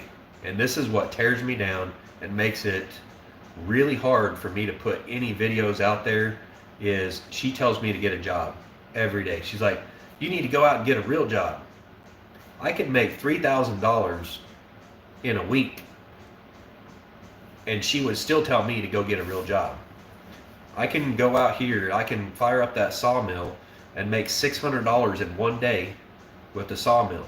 Yes, I might go several weeks without any income, and she makes, you know, $400 or $500 a week running her butt off in the car, running the wheels off of it, hauling stuff for Amazon. And then I go out here in the yard, I don't have to drive to work, and I make $600 in one day on that sawmill. And that same day, she says, well, good for you, go get a real job. That's the kind of stuff I'm talking about that, you know, to me, that's kind of a form of verbal abuse. She doesn't physically abuse me or nothing like that, but it's kind of verbal abuse. And when that happens, it makes it really hard for me to get up and produce a video every day. I mean, yes, YouTube does pay me. Right now, it does not pay me very much. I know what YouTube could pay. I know where this could go. I know what other people make on YouTube. I'm not putting that out there. I'm not telling you all that. That's confidential stuff. But there's a few other, you know, bigger channels, and I know approximately what they actually make every month. And that's one thing that drives me to do this and not ask you guys for super chats or, you know, asking for you to send me money or anything. I just want you to watch my videos and, you know, leave a comment, that kind of stuff. That helps out a bunch.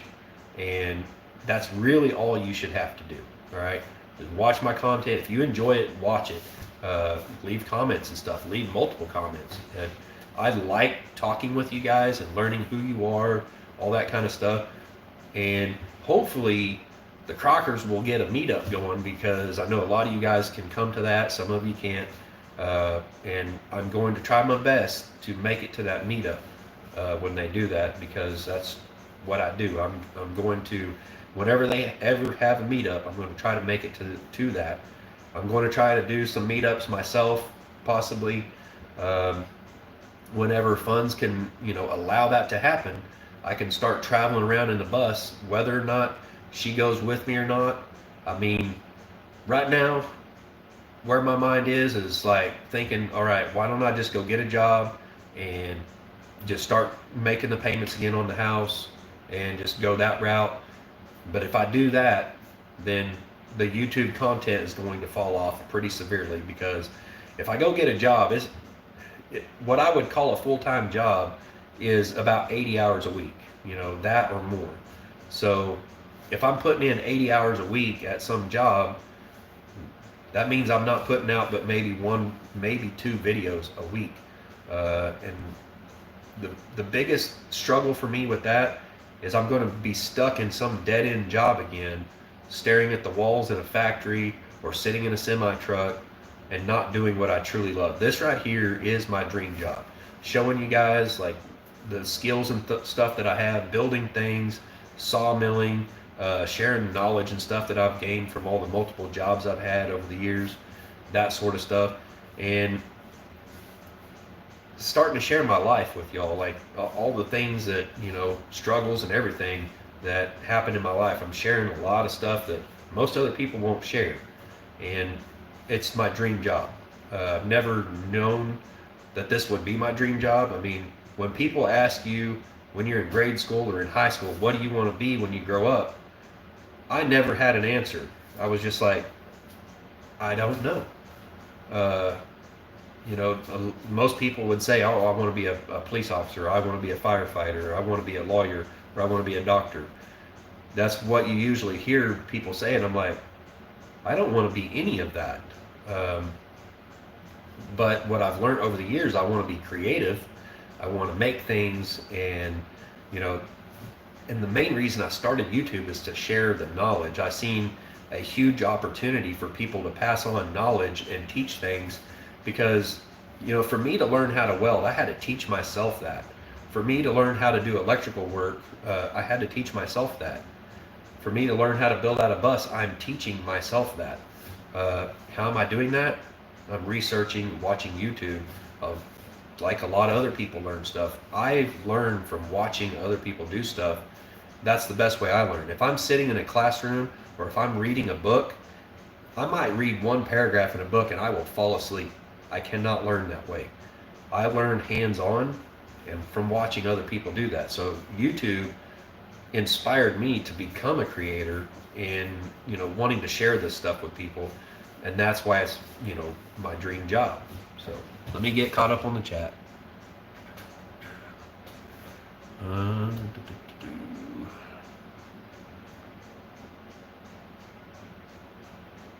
Man, I missed out on a bunch. I just must have went on a rant. Our new land. Hey, what's up, man? So, hey there, folks. Patty Price, I hear you got divorced in 1985. Oh, I hear you got divorced in 1985, staying single till I die. Just ain't worth it. I mean, I'm not saying that I wouldn't find somebody else to be with if that happened, but I don't see any reason to get married.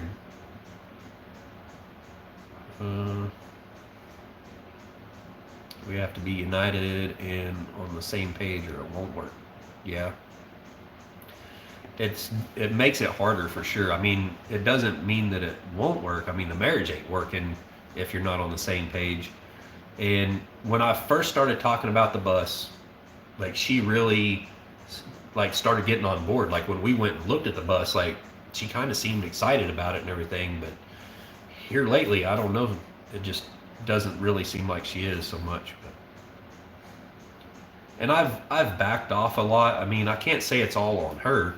A lot of it is myself, like, not trusting her for good reason. But, that's something that, like gaining someone's trust back is super, super hard to do. And I'm not saying that either one of us are perfect or anything, but like, she'll go over to her friends and stuff. Like one night this week, she didn't even come home. And she stayed the night at her friends with my daughter and everything. And I'm like, why didn't you come home, Or I'd be calling her and saying, where are you at? When are you going to be home? And she'll take it the wrong way because I'm asking, when are you going to be home? Because I'm going to start dinner. So, like, I need to kind of know when to start dinner. And she'll, like, bite my head off. Like, I'll come home whenever I'm dang good and ready. That kind of thing. And I'm just like, wow, okay, sorry. I guess I'll just cook for myself. David, we're here to build you up and appreciate your hard work on YouTube and other things. Thank you. You can use the new LED strip lights all the way around the inside of your bus. Run it off solar. There's all colors and makes plenty of light. Yeah, I seen one thing I'm really interested in. I seen Isaac using, it looked like a strip light in the new bus that they're doing. I'm not really doing a ceiling like what they're doing in that bus they're doing right now, but that lighting looked like it was going to be awesome. I don't really like the rope lights where it's like individual LEDs in it. I kind of want, if I could put two strips right down, not centered but off center of the bus, or maybe three, and then some under cabinet lighting so I don't have shadows on the countertop. I think that would be ideal, and it will definitely have to be LED because anything else is just going to draw too much power. Rosemary Berry, I enjoy all your videos. Thank you very much. Have you ever watched I Ride Tiny House Adventures? They are just finishing a cargo trailer build. That's fantastic. No, I haven't watched that, but let me find my pen here. I'll write that down so I can go check it out.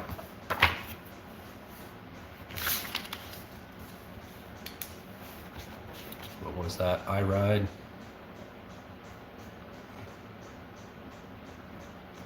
I Ride Tiny House Adventures.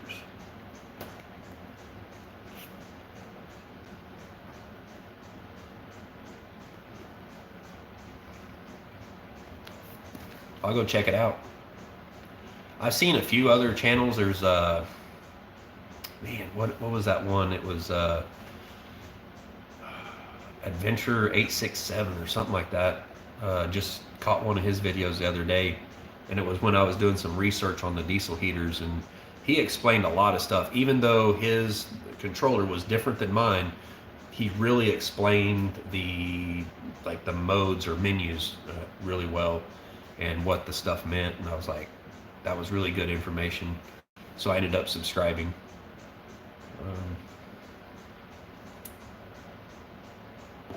I always thought it was unfair to ask a 17 or 18-year-olds what they want to be. Yeah, I mean, just like when I went to the recruiter's office, went to a Navy and Marine recruiter's office, and they're like, so what do you want to be in the military? I'm like, dude, I don't know. Like, what is there? Like, what could I be? Like, kind of tell me.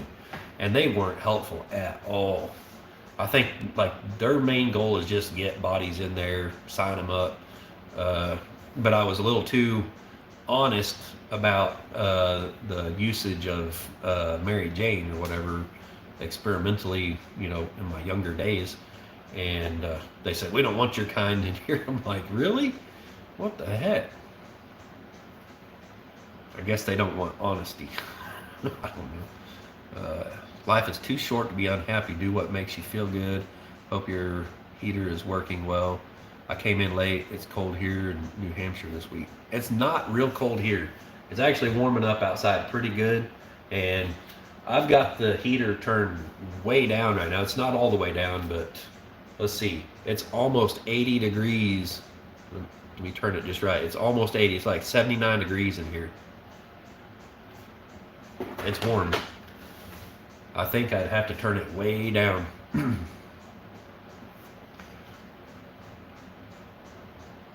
He has great ideas for all the water and electric too. Yeah, I've got the water and the electric pretty well planned out. I mean, there's not a whole lot to the electric. I mean, as far as solar, I don't know everything there is about installing it and everything. I just got to get everything ready for that, and I'm hoping that this is going to be taken care of for me. I still have to talk to the person that's helping me out on that to figure out when to plan this and everything. And the other thing is, I'm really hopeful that I'll be able to record it. So,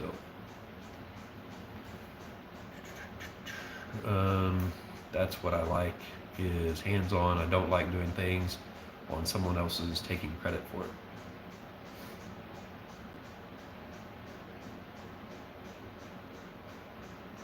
Yep.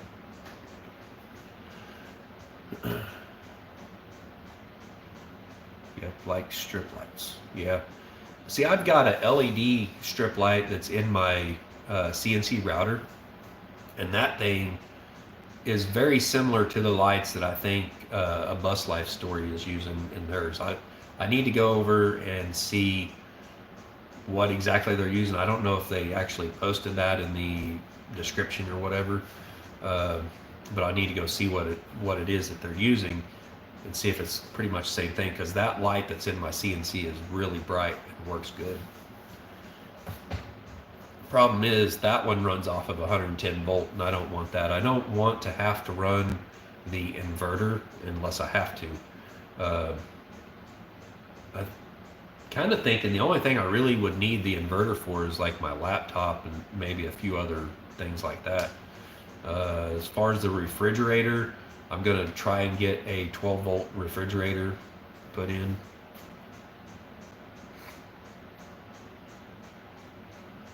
And make those LED ropes like neon tubes. Yeah, I mean, if they're solid light, then I might be interested in putting something like that in. Or if it's, like mood lighting, like behind, up above the upper shelving or whatever. I don't know if I don't think I'm going to do all cabinets up top, but there might be some open shelving and stuff, and if I can put it behind there to where you get the, I don't know, indirect light from that, you don't have that glare. That's kind of what I worry about, is like getting a glare off of them. I don't know. That just, the ones where it's got the individual lights in them kind of bug me. If it's a solid light strip, that'd be great.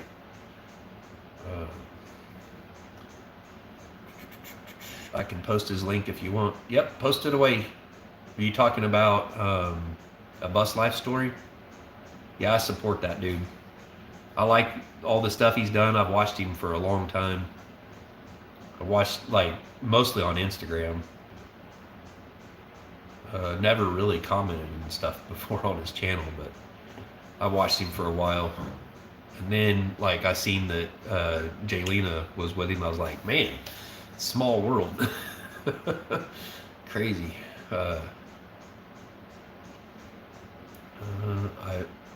I would, but don't know how. Sorry. It's all right, Mom. You ain't got to. Where do you plan on putting the wood shop on the bus? Well, I've been struggling with, do I sell the shipping container or do I keep it? I had actually mentioned in a live, I don't remember if it was on Jason Crocker's or Jared's, but there was a live, and I told Jared, I said, hey, I've got a shipping container. All I need is like what I've got in it. I've painted it and everything, so it's worth more than just one you would buy because it's been painted.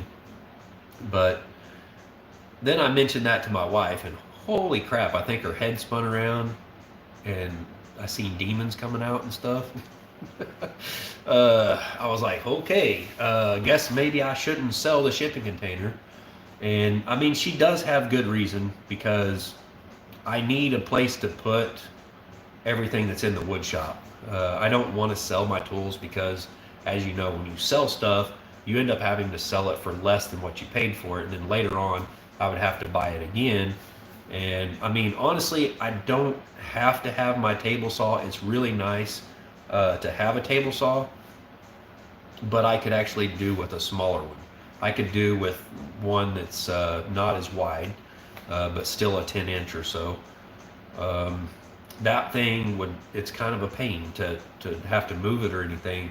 And I mean, I might end up selling the table saw and then buying maybe a smaller one. I don't know. But her point was like, where are you going to put all your stuff? I'm like, well, if I don't have a piece of land, if we end up losing the house, I won't have a piece of land yet. And actually, Chris, we would end up pretty close to you. The piece of land I'm looking at is not very far from Siloam, so it wouldn't be very far from you. And there's a piece of land down in that area for about $6,000. It's very small. It's not very far from Jason Crocker either. I guess it's not very far from his off-grid property. I don't know where their new property is or anything. I have an idea about where it is just because of the color of the dirt. But I mean, I don't know, maybe someday they'll invite me to come out there and I'll get to know where it's at, but I ain't sharing it with nobody. That's one thing, like I've had people like try to get from me like where the 41.36 is. I'm like, dude, I'm not sharing that. I value my cojones. I don't want Mel hunting me down. She knows where I live. But where do I plan on putting the wood shop in the bus? I don't really plan on putting it in the bus. I will definitely carry like some small hand tools, probably like jigsaw and drill and little things like that I might need for repairs or something, or for further building. They asked me if I would like to blow up stuff, and I said, who wouldn't? Yeah, I remember him saying that whenever he got recruited. He's like, would you like blowing up stuff? Top deck? No, I don't think I'd put it on the top deck. The top deck is really going to be cool up there on the rooftop deck. It would be really cool for photography and stuff. You guys know I like doing a lot of photography. I share a lot of that on Instagram and everything, and Facebook. Just taking pictures of stuff. And if you really want to keep up with what's happening real time, go check out my Instagram, which is hoods.custom.shop. No spaces, just a dot in between. Or Hoods Custom Shop on Facebook. I don't really put much on there. It's mostly just on my personal Facebook, which is, I believe, my personal Facebook is public now. So yeah, I've gotten all kinds of, a lot of women that look like they're strippers or something, like hitting me up on Instagram and Facebook now. Holy smokes. And then one of them, I thought I knew who she was. So I started talking to her, right? And I thought it was this girl, Emma Builds Burby, another channel I follow. And she's kind of at the same spot in building her bus. And so I thought it was her. I mean, it looked a lot like her picture. And this person started talking to me, and then it starts getting kind of real. I'm like, hey, I'm married, all right? First and foremost, like, it may not last very long, but nonetheless, I'm married. And then she asked for a picture from me, and I'm like, nope, ain't talking to you no more. When you ask me something like that, conversation is over. So, two hands working. So, hello, Simply Jan. Jan is awesome. I love her. And Des, the hobo travel nurse. That is two people right there that they're angels sent from heaven. I swear to God they are.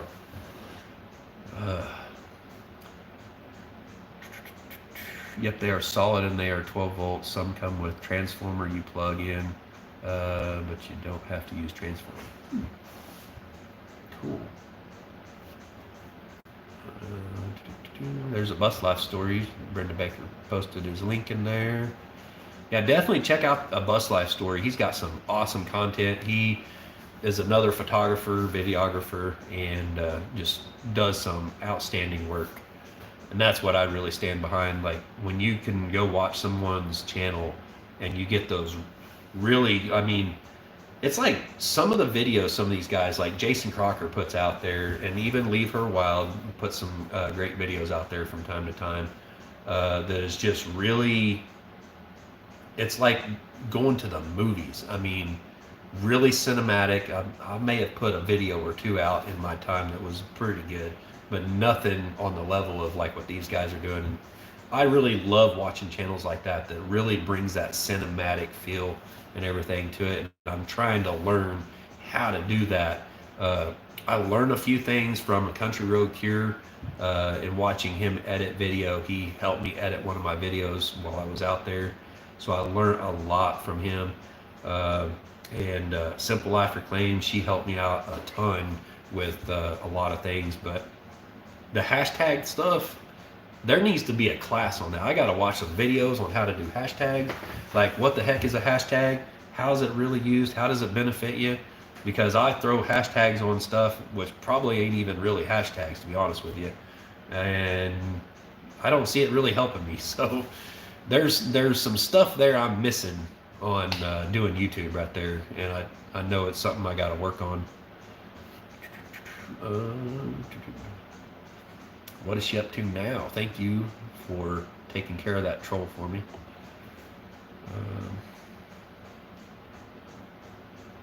Did I miss anything? What is she up to now? So don't sell your tools, Dave. That is how you can make money. Yeah, definitely. I mean, I see, I'm in other groups and stuff on Facebook, and people are, wanting sawmills badly right now. I don't know why, but lumber prices have came down a little bit, but people are still wanting to buy sawmills. And at some places where you can order sawmill from, you're looking at 12 months that you can order a sawmill and be 12 months before you get it, or longer. I think Wood Miser is something like, last I heard was 18 months out on being able to get a sawmill from Wood Miser. And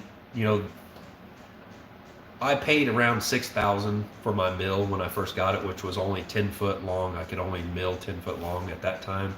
I have since built it into a rigid frame that's 30 feet long, so I can actually mill a beam that's 27 foot 6 inches long. That'd be my absolute max. I wouldn't want to do that. 20 foot would kind of be the max I'd probably want to do, or 22, somewhere around in there. Typically, you would not do more than a 20 foot span on any timber frame.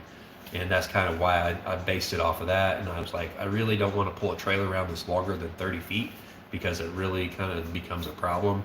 I mean, 30 feet is a little bit long, and can be a problem if you don't know what the heck you're doing. Um, but I was like, I've had a lot of people that have stopped by here and wanted me to mill beams for them, 20 some odd feet long, and I didn't have that capability. So I was like, I need to be in a niche of my own because there's other sawmills around here that's a few miles away, and you kind of have to compete with them, and you have to be in your own niche or whatever. Well, there's a wood miser not too far away from here. It's probably 20, 30 miles away, down south of me, and he's got a wood miser. I'm not sure exactly what it is, but I think he can do a 35 or so inch cut. No, he can do a 35-inch log, but I'm not sure on the cut width. I think it's more like 30-inch. All right, I'm back. So, anyways, what I was talking about was I kind of wish I had bought a LT15 wide because it will cut, I believe, a 36-inch wide slab, and that would have put me in the niche of being able to make 36-inch wide bar tops or countertops for people's homes, and that would have been a huge selling point. So if you're in the market for getting a sawmill, which I know the Wooded Beardsman actually just got one. I don't think he's shared it on his channel yet, but if you go check out the Wooded Beardsman, he's probably going to be putting some stuff out. He's got a woodland mill sawmill that he just got, and I guess he didn't order it, but 3 or 4 months ago I think it was, and he just got it right before Christmas, I think.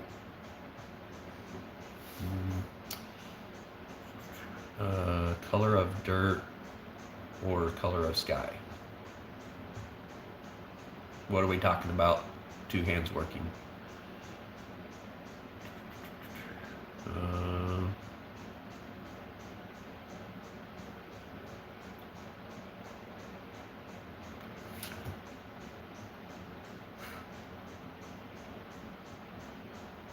What is ship to now? So that Hood's Custom Shop. Yeah, get rid of your tools. I'll have to come kick your rear.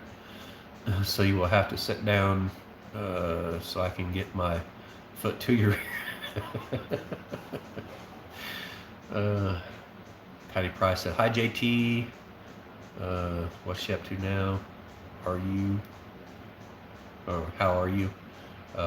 Brenda Baker, always carry a chainsaw with you. Never know when you might need it.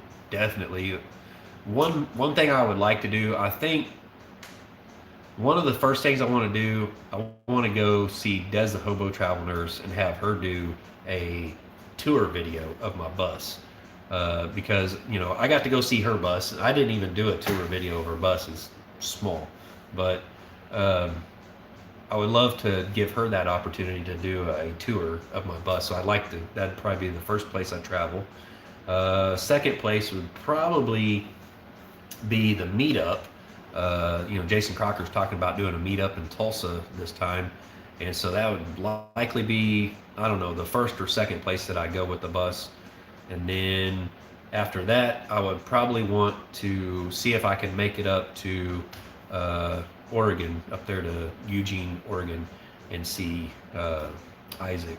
Go hang out with him for a little bit. I mentioned it to him in a comment or whatever in a video. I said, hey, I'd like to come up sometime when I get the bus done, and maybe we could hang out for a bit, and you go show me some of the really cool, like, scenic places out there. I mean, as a truck driver, I've drove through Eugene, Oregon before, probably several times, but I never got to stop and really, go anywhere and like check out the scenery. I've seen some of the places he's been in his videos, and I'm just like, that is so cool. Waterfalls and all this kind of thing. And, like Chris, I think you asked me, Chris Edwards, you asked me, and Levi had asked me, I think it is actually Levi asked me, he said, if you had a choice of where you'd be stationed, where in the United States would you want to be stationed? And I said, Washington State, by far. I mean, that's the most beautiful area in the country. I mean, Maine is a close second. And then, I mean, definitely, up there, Idaho, Oregon, Washington State, all of that up there is just super cool. Make you a frame with wheels and pull it behind the bus. Well, I have the log arch trailer that I could pull behind the bus, but I got a bent axle on it now because I picked up logs that were too heavy. The rear axle is a little bent. I think it's the driver's side is bent a little bit, so it kind of needs a new axle put on it. And I noticed that when Mel and Gary came down here and they pulled the log arch trailer to the 41.36 for me, so I wasn't hauling all that weight. And when I was going behind him, I was like, man, that wheel looked like it was kind of sticking out a little bit. And yep, I've bent the axle a little bit because I pick up too much weight with it. Simply Jams, I used to get those all the time on Instagram. I don't use it or Facebook anymore. Simply Jam, I love you too.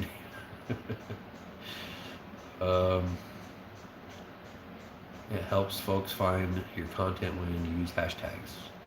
And see, I don't see how that works because I don't search for hashtags ever. How the heck does that work? I mean, when I title a video or something, I sit there and I think for a little bit. It's like, if I wanted to search for this content, how would I type it in the search bar? I mean, that's the only way I know how to do it. And it's worked for me a little bit here and there, but I don't always hit the nail on the head. Two hands working. I wish I knew how to do YouTube videos, and I could if they were mechanical. Yeah, I've done a few mechanical videos, but it doesn't really fit in my channel. And when I put those videos out there, like, I've literally, after I got sold the Mustang to a guy, and he sold it to someone else, and then the kid, I'm guessing it's a kid by the way they talk about it, and they're simply, you can tell they don't know anything in their comments, but that person is like all the time messaging, like, how do I fix this and how do I do that? I'm like, oh my God, seriously? Look it up on YouTube, I guess. My son was told at least 2 years to get one. Oh, my son was told at least 2 years to get one. I'm guessing you're talking about a sawmill. I have tool 2, so you see we can do a dueling wood tools. You are mostly modern and mine are mostly manual. I have, I've got a few manual, like hand planes, some old hand planes that me and my mom went to a, shoot, I can't remember the name of the place. It's over in Commerce, Oklahoma. There's a kind of an antique store over there. They've got draw knives and different hand tools and stuff in there, pretty cheaply, I might add. They've got anvils and stuff if you're into doing blacksmithing. There's some different blacksmithing tools and stuff in there. I wanted to get into blacksmithing. I've got so many other things going on, I really can't do it. And I wanted to get into the foundry. I've got a foundry halfway built. That video is probably 3 or 4 years old or more, and it's not finished yet. I gotta finish casting the lid for it. I used to tell Marshall he only married me for tools. Well, I used to work for Sears Hardware. Cool.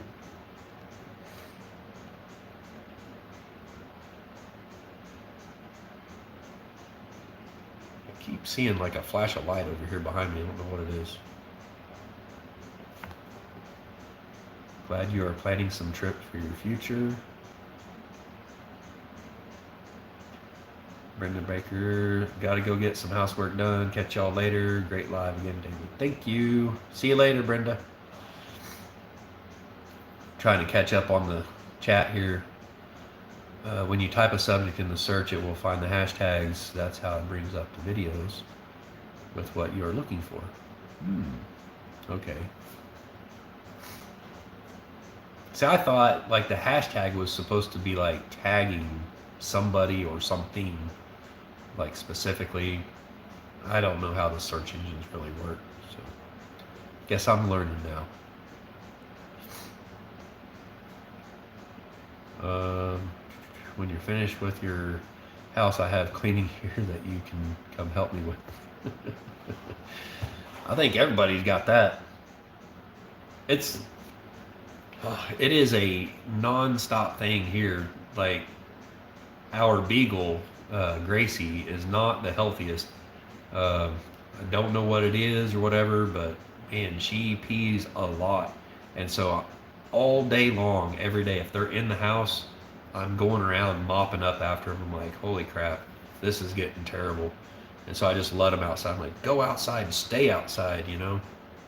And all these years of me being over the road, not being home, and my wife, you know, like going and doing whatever. I mean, she didn't have a job for years, probably 17 years she didn't have a job. But she wasn't here. And the animals were always inside, and they go to the bathroom on the floor, and that's what has ruined the floor in the house. And that's why when I think about selling the house, I'm just like, no one's going to buy this house. Nobody's going to buy it with the floor messed up. But then, you know, a cousin of mine's like, just put it on the market. So I got to figure out how to do that. Route 66 flea market. Is that what it is? I thought there was a different name for it. I can't remember what it is. There's a different name for it, Mom. Hello everyone, I never use hashtags either. Maybe someone will tell us the advance of using them. It's like Mel was telling me, she's like, well, you need to use hashtags and this and this and this. Like, she was even putting hashtags in the title, and I'm like, well, I never really do that. I just started doing that. And those videos, I mean, I can't really say it's because of that. Honestly, my videos are starting to do a little better because of the bus build. I mean, it's pretty obvious. People are interested in building. They're interested in the journey and why I bought a bus, and I actually need to do that video. I know I keep saying it, but when I got to take the letter from the mortgage company and I got to mark out personal information and then show the proof, because a lot of people don't believe me because they see me doing this stuff that's very expensive, and they're like, man, this guy must be rich, he must have money. I'll be honest with you, I got like 40 bucks to my name right now, and that's after, you know, somebody giving me a bunch of money to help pay for this stuff, to, you know, get this bus going. That money has been spent, and so now I got to kind of, you know, come up with money. I've got to, you know, make ends meet and try to buy more stuff for the bus and continue the build. Granted, I still have a lot of content to make. I got a lot of things to do.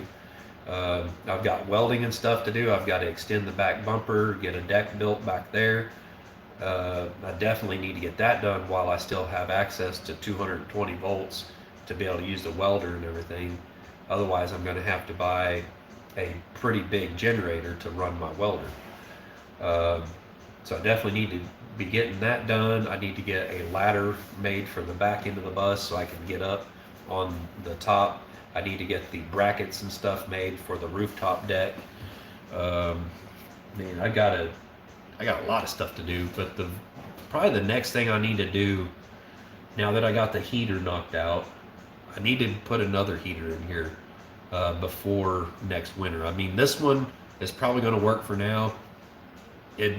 I wouldn't trust it to work in sub-zero temperatures. I mean, if it was to quit, you got to have some backup heat or something. So we'll definitely have the propane heat in here for backup.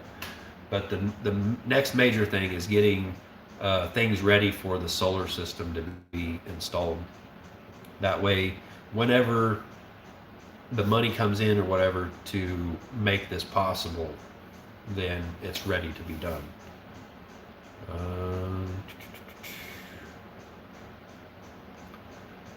You can tag someone with the hashtags. It serves multiple purposes. Yeah. Yeah, I mean, like when I was at the 41.36, I did videos and I'm like, handing my phone to Mel and she would, type this stuff in. I'm like, she's like a freaking pro at it. And which was amazing to sit there and watch, like she's just like boom, boom, boom, getting it done. And then I post that video and then see how well the video done. And it's not necessarily because of the hashtags and stuff, but at the same time it was because it was basically connecting my channel to theirs by tagging them in it. And they have, I don't even know how many subscribers. I don't pay much attention to that stuff. It's just I have friends in YouTube, and like how many subscribers you have doesn't matter to me. If I had like 10 million subscribers, I wouldn't think of myself any different than anybody else. I mean, because it doesn't matter. It just means that you have more people watching you, you have more influence, and that matters when you're talking to someone who wants to advertise on your channel or something like that. But when it comes to friends, it makes no difference because I'm human, just like anybody else. We're all equal. There is no, whatever. That's the way I see it. Some other people see it differently. I know I've seen some people put some stuff out before where they're like, if you have, 500 subscribers, you shouldn't be trying to do a compilation, or not compilation, what do you call it? Where you like do a video with another channel. Like say if this other channel has 500,000 subscribers and you only got 500, then you shouldn't be like trying to do a video with them. I mean, I don't really see that. It doesn't make sense to me.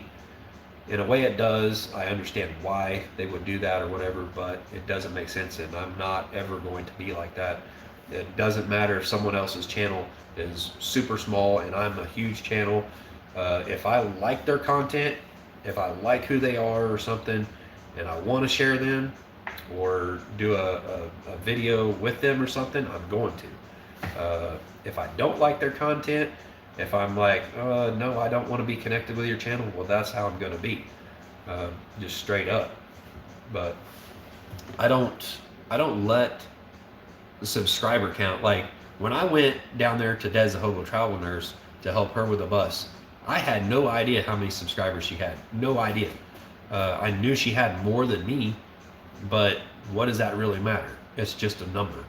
I mean, I can't say that I get more views than her, but because I know she's got some videos out there that's got a lot of views, but she has a lot of subscribers, and I don't compare that. I actually had to ask her, I'm like, how many subscribers do you have now? And I forget, but she told me, and I was just like, dang. Because she started her channel, I believe, at the first meetup. I think, or right before that, I think. And her channel, I mean, it's a lot of it is like who you are, like your attitude or your personality. Your personality has a ton to do with how well your videos do. A lot of probably what hurts my channel is my honesty. And the other thing is I put a lot of different stuff on my channel. I don't stick to one niche, and that hurts my channel. I know that, but I don't care. I want to put out there what I want to put out there. I'm going to have fun with doing YouTube content, whether people like it or not. I mean, there's people who like watching the CNC run, but I'm not going to do a CNC video every day of the week because that would be extremely boring for me. I could not stand to do that. And I just do stuff about what I'm doing. Now I'm getting notifications on my phone. Sorry about that, guys. Brutus and Lily, she'd like crazy. What? Our beagle won't go outside in the rain. She's old and I feel bad for her. But pee pads down for her. Yeah, my dogs wouldn't use pee pads. If you put something like that down, they would purposely like go somewhere else. They'd be like, "Oh, I'm not going to pee on that."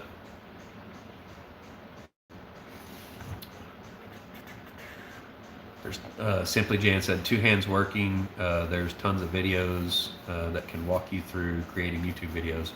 It's really easy, and mechanical channels can do very well. All right, so I can share some tips. You probably would do better at YouTube than me. I don't know. I know things like the attention span is very short, and so you need to cut your clips every few seconds. Those do really well. You need, if you're going to put music with it, you need to match the cut to the beat of that music, and you can't allow it to be off. That's why I don't like editing on my phone, because when I use Filmora Go on my phone, it is extremely hard for me to time that perfectly. I did a video out there at the 41.36 that just turned out really good. It done really well. And it was very cinematic. It was like the first video I think I'd done with the drone, because I got the drone out there with some of that money that they paid me to come out there and help them. And I said, I think I need to reinvest some of this money and go get a drone. So Anthony took me up to Fort Smith to Best Buy, and I got a drone, and I just made an investment into YouTube. That was a pretty big investment. It was like $600 for that drone, but I was able to make some really good content with that. So a drone is a big thing, but you don't have to have a drone. You don't have to have a GoPro. Just if you got a cell phone with a decent camera on it, use that. Learn how to point your camera when you're holding it out here at arm's length or whatever. Learn how to make, just learn where the in frame is, basically. If you can get that in your mind's eye where it is in frame, you'll do pretty good with that. Try to be as smooth moving the camera as you can. Audio is one of the biggest things. If your audio sucks, don't even put the video out. I can't really say don't put the video out, but if you can redo it, redo it. I know a lot of times when you lose audio, it kills the whole video. People will not listen to horrible audio. The video doesn't matter near as much as the audio. Audio is a big thing. If you've got something annoying, like I don't know if you guys can hear the ticking in the background from that diesel heater, but if you could hear what I can hear, you would just be like, oh my God, that is so annoying. But I can tune things like that out. Most people aren't going to tune that out on YouTube. They're going to hear stuff like that and they'll be like, dude, if it's really loud, that's another thing. They call it ear raping. All right. So if I fire up a saw, I don't ear rape the people who's watching my videos. I turn that audio down so it's nowhere near as loud as what it is in real life. You got to kind of watch those kind of things, or just cover it, completely mute that audio. And, I don't know if you're wondering about editing and stuff. That was my biggest thing with video work, was I didn't even know how to put two clips together when I first started 13 years ago. So my videos back then was a lot about, pew-pews and that sort of thing. I don't want to say too much about that, because last time I did, my video, it didn't get demonetized, but it got limited. So I don't want to talk about that too much. That's kind of what my videos were about back then, and everything just had to be like a one-hit wonder, where you turn the camera on and whatever you got. I knew how to cut the beginning and the end off of it, and that was about it. Then I got Filmora 9, I think it was, or no. I was editing on my phone, and what was I using? It wasn't KindMaster. I cannot think of the name of it for the life of me. Shoot, what was that? Anyway, it cost me money, like every month or something like that.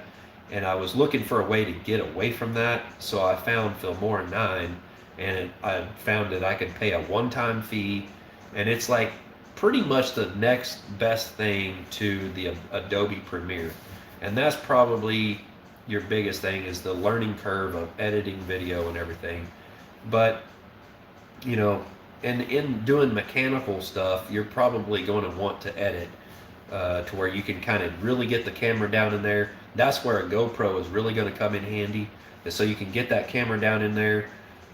If you get something like this right here, this is my go-to right here. This is a GoPro. What is that? An 8? Yeah, it's a GoPro 8 Black. It's my go-to. Like 99% of my videos are shot with this right here. I can clamp this on virtually almost anything. Whenever I'm walking around with it, I can do it like that right there, so it's a little bit further away from me. It gives me a little wider angle shot, so it, you know, gets you guys out there another, you know, 8 inches or so, to where you don't feel like you're just right up in my face, which would be kind of weird for video. But honestly, the best thing you can do is just start doing, like, just make videos. And when you start learning how to edit, I mean, just put the videos out there, all right? Make a channel and just do it. That's the hardest thing, that first hurdle to uploading your very first video. You're gonna be sweating bullets. I know I was. Don't listen to yourself, because you're gonna be like, man, I sound stupid. I hate like editing my videos and hearing myself. I'm like, man, listen to this guy. I mean, every YouTuber does that. Every YouTuber does not like listening to themselves. Everyone goes through that. Everybody. But I think, yeah, the best advice would just be get out there and do it. Try to think the video through first, and you know, don't worry about shooting your intro at first, unless it's like, okay, busted radiator hose. You might get some shot of that, and maybe put a voiceover with it later or something. But a lot of times you're better off like doing your video and doing your intro afterwards. I know a lot of people have told me, you know, that's what I should probably do or whatever. I don't always do that. Let's see. I don't know. But yeah, I mean, just start making videos today. Just go out there and make one, and you'll get better over time. My first videos sucked really bad. I didn't even talk in them. I was running a, gotta be careful with my words here, I was running a press. You guys can go look it up. My first video like 13, 14 years ago was running a press for pew-pews, and YouTube actually told me I had to take all my videos down, and I left that one up there because it was the first video I ever uploaded. And I was a painter at the time. I had paint on my hands. I was in my Sherwin-Williams uniform, and I was running that press, and basically all I was doing was showing how quickly a person can run a piece of equipment like that and be productive. I didn't talk in the video. My son was probably, I don't know how old he was back then. He's 18 now, so like 14 years ago. He's holding the camera, my phone, which was an iPhone at the time. He was holding it over my shoulder, just watching me and just trying to be steady and quiet. I mean, that video didn't do terrible.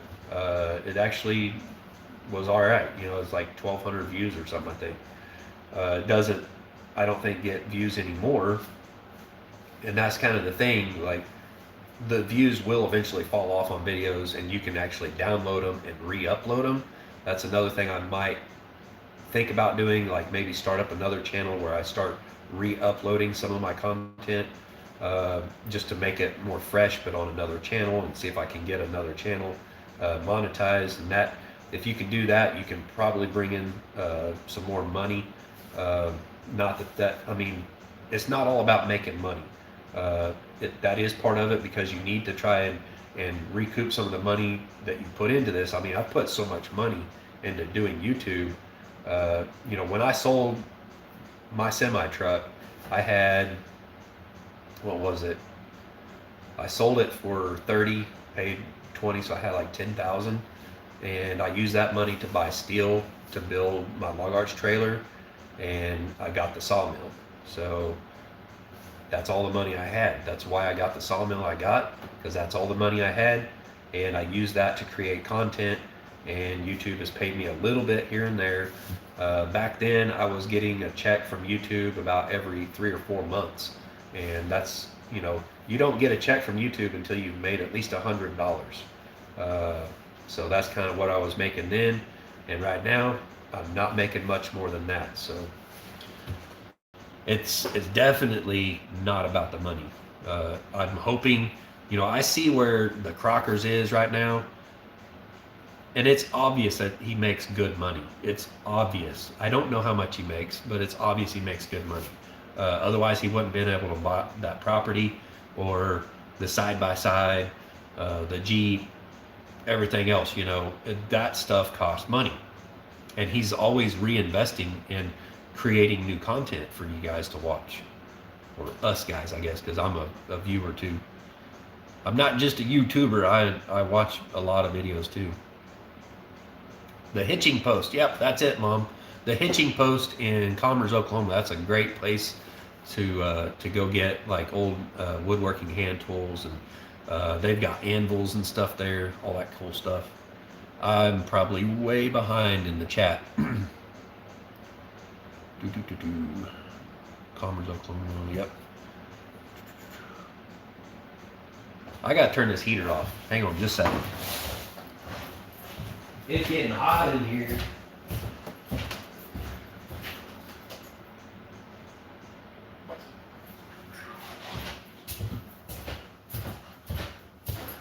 I don't know what the temperature is in here just yet. Yeah, it's 81. 81 degrees in here. I'm sweating now. I'm just kind of collaboration. Yep, thank you, Heather Hopper. That's the word I was looking for. Have you thought about reaching out to some company with products you need to do reviews to help you get things you need? I haven't thought about that. Like, I've usually had companies reach out to me. My channel's not that big. And typically, all they're going to do is offer me some sort of discount. I mean, there might be some companies out there who might like say, okay, yeah, sure, we'll send you something, but I always thought that you had to wait for them to reach out to you, which may never happen. I would love to have a Jackery. So Jackery, if you're watching, I'd love to be sponsored with a Jackery. That'd be super awesome. But yeah, I don't know how to do that. I've reached out to Woodland Mills because, I mean, look at this hat. That thing's getting old, wore out. I wear it every day. I actually have 2 of these hats. They sent me another one. But the other one I don't like because it doesn't show up very good because the camo kind of blends in with it. It's very important to remain humble, I guess. Being honest is a priceless character. Yeah. Next time you look at other channels, concentrate on their title that they use. I don't know, because keeping it Dutch, I cannot stand the way he clickbaits his channel. I do not watch his channel anymore. Mainly, I mean, it is for a couple of reasons, but mainly for the clickbait, and it just got very boring. It was a lot of like, just showing kind of what they're doing that day or whatever, and there wasn't any real, I wasn't learning stuff from his channel, I guess is what I'm saying, other than clickbait works. I don't like to do the clickbait. I mean, everybody that does YouTube has to do kind of clickbait, but when I title my video, I want my title to basically be honest and like, this is what you're going to see in this video, this is what I'm talking about or whatever. And then sometimes you'll see some of my video titles are a little more clickbait because I just can't come up with something better. But I mean, clickbait, if you're going to make it anywhere, you pretty much got to do it. But I try to really limit it. The thing I didn't like about Dutch's channel is like, he would say, something about, ooh, what do we do this day or something, and you watch through the whole video, and it's like, okay, that was like, I'm not gonna gain that time back. You know, I felt like that in a lot of his videos, so I stopped watching. So I try not to be like that. I guess I learned something from it to not be like that because it made me stop watching. It is how I determine where I subscribe. All you just said. Huh. Um, I know what you're saying. What? Uh, Look at this. Tim from Ridge Life is in here. What's up, Tim? How's my hand doing? Well, that's it right there. And my thumb. It's doing all right. I'm probably way behind in the chat. I know what you're saying.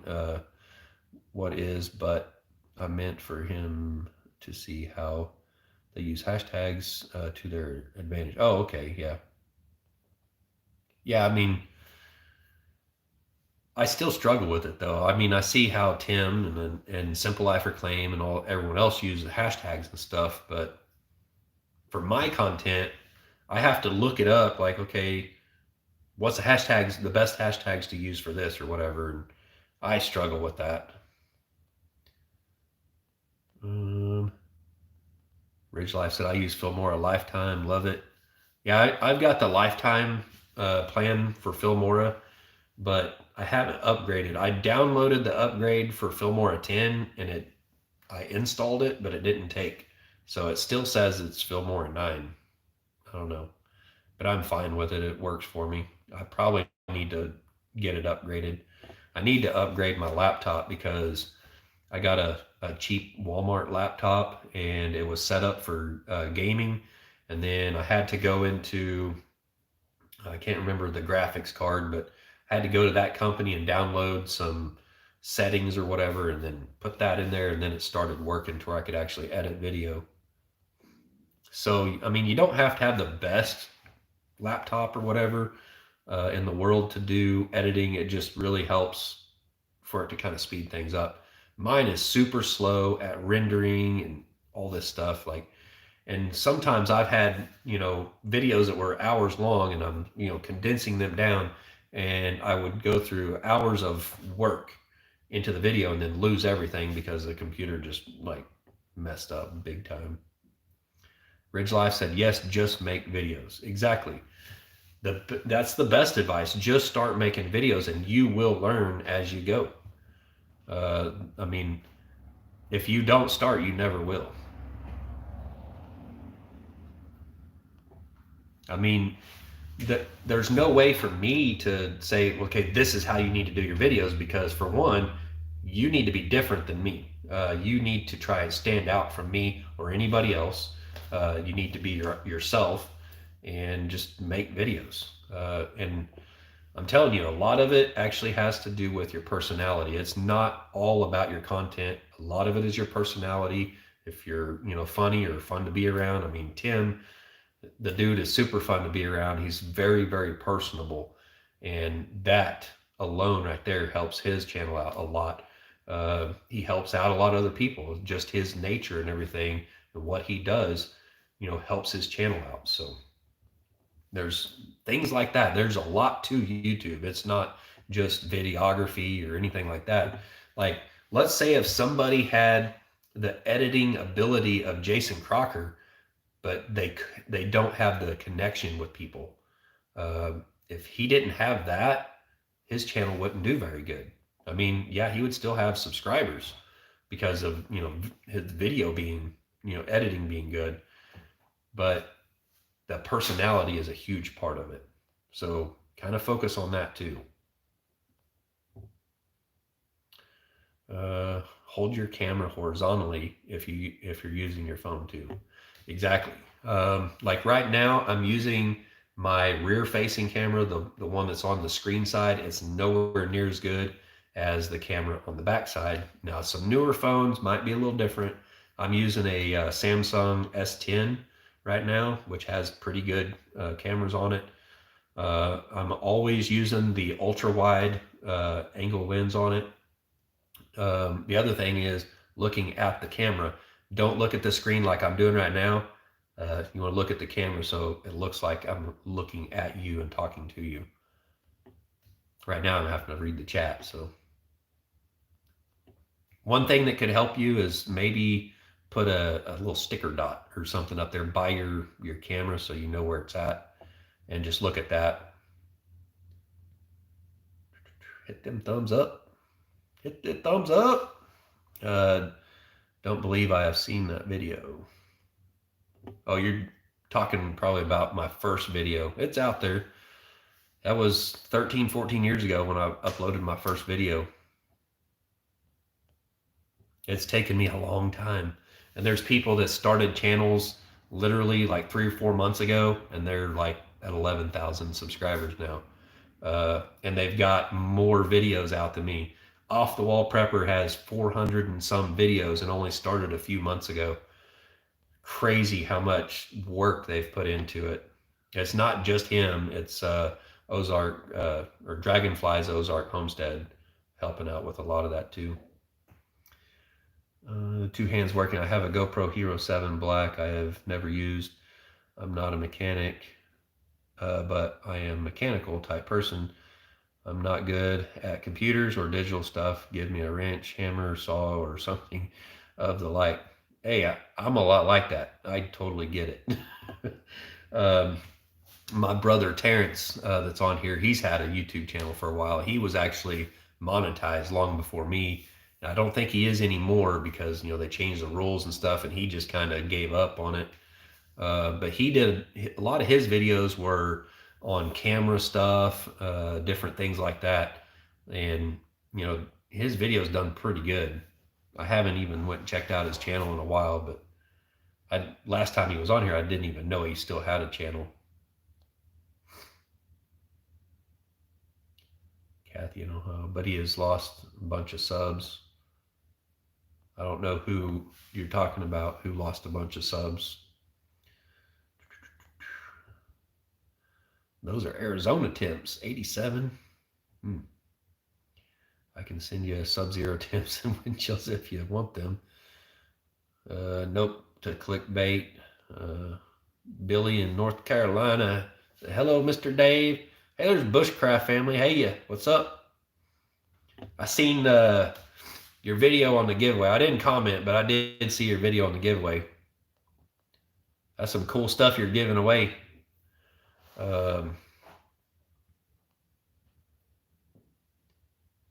Two hands working. Said hello at Tim at Ridge Life. Yeah, definitely go check out Tim's channel. He does a lot of great videos. You can learn something from him. I don't see any reason for clickbait. Well, if you want to grow, you got to put catchy videos like thumbnails and stuff like that out there. I mean, there's a lot to it, and you can't learn it in one day. Paige Shirley, so I don't watch Dutch's channel either. Anyone or anymore, nothing against him, just boring. Yeah, I mean, I've just really lost interest. And then he got a sawmill and was kind of doing the same thing as me and a few other channels. And I was like, yeah, I mean, if he's doing sawmilling videos, I've watched people who have experience with that. I mean, if you want to really learn about sawmilling, if you're talking about getting a sawmill, you're serious about getting a sawmill and you want to learn about sawmilling, the best channel out there is Out of the Woods Forestry. That's where I've learned so much. I've watched that guy for years, and I'm glad to see his channel has blown up. He's done really well.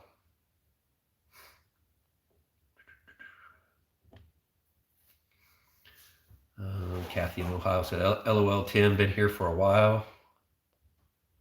Simply Jan, I can't stand clickbait. Yeah, when it's just flat out clickbait, like when you click on it for one thing or whatever, and that's not even in the video, to me, that's actual clickbait, and I don't like that. There's nothing worse than wasting your viewers' time. And you will lose viewers big time for stuff like that. Simply Jan said, I bought the Filmora a lifetime and they started charging me every month, so I quit it. What? Well, you have to save your sign-in information. I had to make sure I wrote all mine down because it wanted to put the watermark back on there, and you got to sign back in and all that stuff. If you don't have that, then you have to start paying again. But I paid the one-time fee because I don't see any reason to pay every month or something for something like that. Joy Blessed Life. So I had Filmora on my HP PC that won't turn on. Just set up my new Mac Mini, so I may buy Filmora for it since it's sold separately. I know nothing about Mac. I've always used PC, or I've used Apple like iPhones and tablets before, and I didn't really care for those because of the having to have a whole account set up and everything to use it. Just I didn't care for it too much.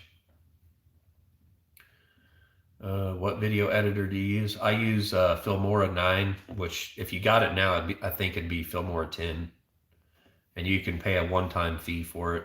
I want to say it was like 60 or 80 bucks or something, a one-time fee, I think. Don't hold me to that. It's been a while. Joy Blessed Life said, Donnie just ordered a diesel heater for RV. It's been too cold in here with the cold spell we had. Yeah, you guys commented on Facebook and I answered that, which actually gave me an idea for my next video. 15, I don't even remember what I was going to title it. I was writing things down for it. That's another thing is if you can kind of write things down, like diesel heater tips is kind of what I got right now. There's 15 of them. Show you real quick. Don't want to give it all away, but things I learned in buying the diesel heater, things I had to research and learn on my own, and then other things because I am mechanically inclined, and what I've seen mistakes of other people do, like Leave Her Wild and Samantha R. Olmstead. I've watched her channel a little bit. I watched them install a diesel heater, which I didn't know anything really about it, but I mean, other than a few common sense things. And then since then, after following her channel for a while, problems with the diesel heater.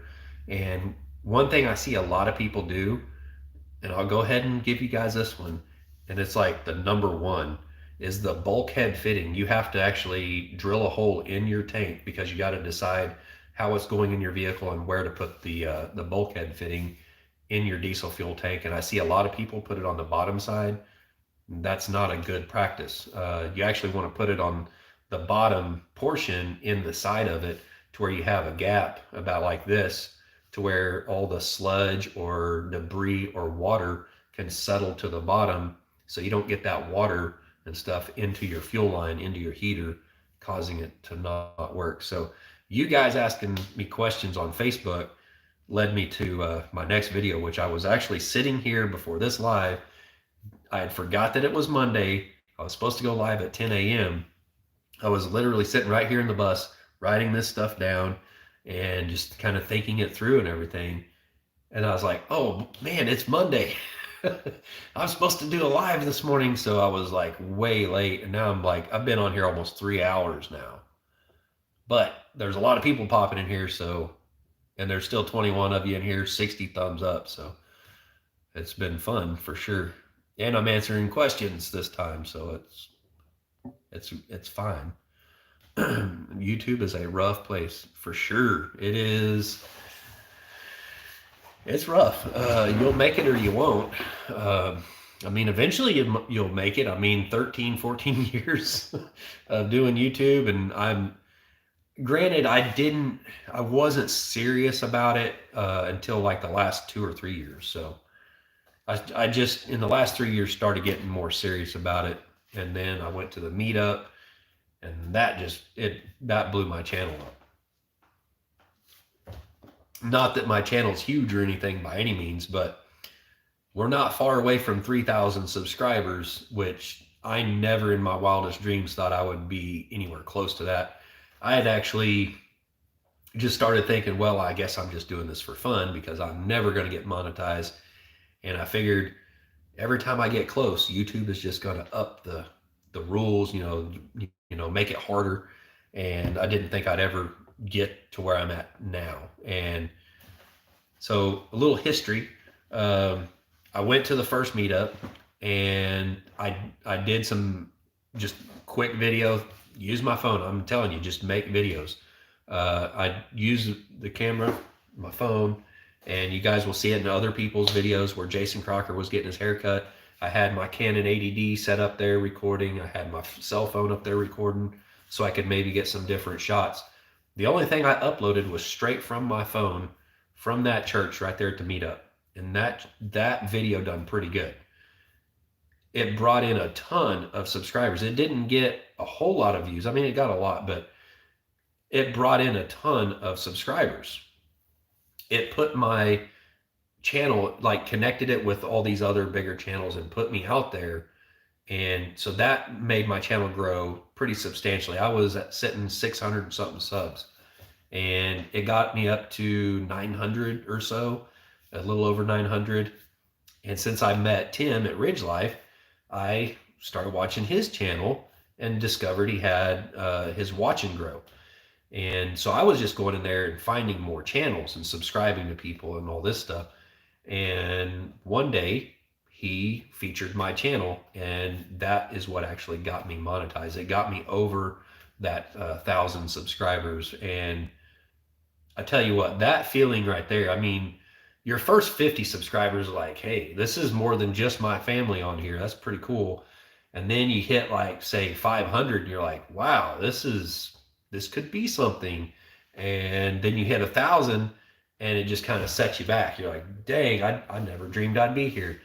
Then you hit 2,000, and again, you're just like, wow, I never thought that I would have this many people follow my channel. And it just keeps progressing, and you keep working at it, you will get somewhere. The greatest thing about it is meeting all these people who are like family now, like Tim from Ridge Life, Robertson's Bellyacres. I mean, those two people are like my second mom and dad now. I mean, just we're really close friends and everything. So you make new friends. I spent 21 years over the road, and most of my friends, I like from high school, I don't know where they are in life anymore. I don't know where they live. There's a few of them I know of. Like one friend that I actually grew up with down in Arkansas. He went to the meetup with me, Jimmy. He was there, and he now lives not too far from me, about 12 miles away. So that's pretty cool. But most of my friends throughout my life I don't have anymore, or I don't know where they are. I haven't kept up with them. Now I've got friends on YouTube, so that is to me the most valuable thing that I've gotten from doing YouTube is this whole community, the family, just super awesome. There's a lot of people out there that support me, and a lot of people out there I support too. Two hands working said, gotta go for now. Go make a video. Get her done. Sorry, I was behind a bit in the live. I had to pause it as I'm at work. I tell people I am technically savvy, but creatively challenged when it comes to videos. I can be pretty creative, but my knowledge on technology is very limited. Ridge Life said, yeah, I paid like 70 for the Filmora. Yeah, I was thinking that's kind of what it was around in there. Filmora X is great. Yeah, I need to get mine updated. We'd get Dave a pair, but he had messed up on the steps in the bus since he took the rail down. LOL. Huh? I'm gonna have a rail up there. I don't know what you're talking about.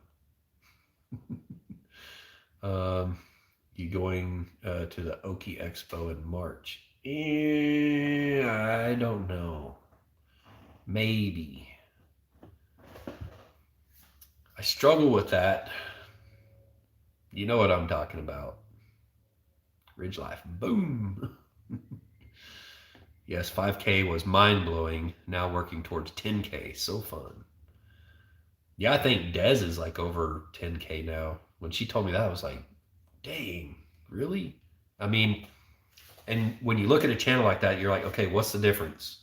The content they put out there and personality. Personality is definitely a huge thing. You have to be personable.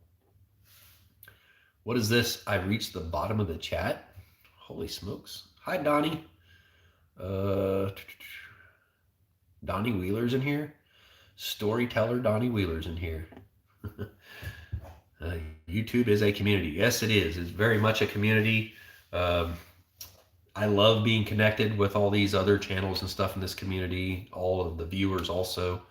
It's not just the channels, it's the viewers also. A lot of you guys, I know you watch Tim, you watch Simple Life Reclaim, Country Road Cure, the Crockers, Crockers Off the Clock, Jared Crocker, Matt Crocker, everybody. It's huge now. I mean, MT Homestead, like there's so many great channels in this community now. It's super awesome. Oh, yep. Rebecca Leupold, I heard the tickets were all sold for the Okie. Oh, you have to get tickets to go? I ain't going then. If it's not like open to the public, I have no reason to go. If it's, by invite only, I mean, if I was invited, I might go. But honestly, I want to go to stuff where everybody's invited, all inclusive, not exclusive. That's one thing that turned me off of Dutch's channel also, is a lot of his meetups and stuff are, he only wants to associate with certain people and stuff. And I don't like that. I don't think that's the way it should be. So, I mean, I might lose subscribers for saying that, but I don't care. It is what it is. And I think that it should be all inclusive. It should be a huge community, and whatever beef it was between them and other people can just be between them and other people. But I don't know. It just, to me, doesn't seem like that's the way to be. I wish I had more time to watch videos. Me too. I go usually somewhere around midnight or so, sometimes earlier. Like last night, I was just beat after the little fiasco with my hand burning it. That it drained it out of me. I mean, that hurt so bad. Luckily, it doesn't hurt anymore. But after that, I was just drained. I ended up falling asleep early, and yeah, just some days I'll go to bed about midnight, and I'll get up about 3 a.m. and I am on YouTube, either watching something I didn't get to watch from. There's a lot of channels I watch, and so I'll look through my notifications. Whatever I see there at 3 o'clock in the morning, I might click on it. If it doesn't seem too interesting, I've got other things I got to do, like researching. I mean, building a bus, there's a lot of stuff I need to learn, especially like installing the diesel heater. After I got that installed, it threw a code 10, an error code 10. I had to figure out what that was, so I had to research that. Turned out it was actually a fuel line kinked, and you guys will see in the video how I fixed that problem and how that problem arose. And then after I burnt my hand, the diesel heater shut off by itself again and was throwing a code 8, which means flame out. So basically, I guess it blew the flame out itself. Or it may have had something to do with me pulling on the exhaust pipe. I don't know. It hasn't done it since, so everything's good as of right now, other than I burnt my hand. But yeah, I mean, there just isn't enough time in the day to watch everybody's videos. And, like, I always watch Tim's videos, and then it got to where I just realized, I can't always watch them. I have to create videos. If I'm going to make it, I've got to create videos, and I've got to really bust my butt and work at this, which takes 200% of my time. Some people are really good at editing and really quick with their what do you call it, the workflow. And I don't know, that's something I got to work on because my workflow is slow. I watch my videos over and over and over. Like as I'm editing, I edit things, I get it to where I think it's where I want it. I watch it through again, and I'm just like, it's not there. And I work on it some more. It's a lot. The last day is a general admission day. Eh, I got better things to do, I think. It's going to suck if I miss people, but uh, yeah, just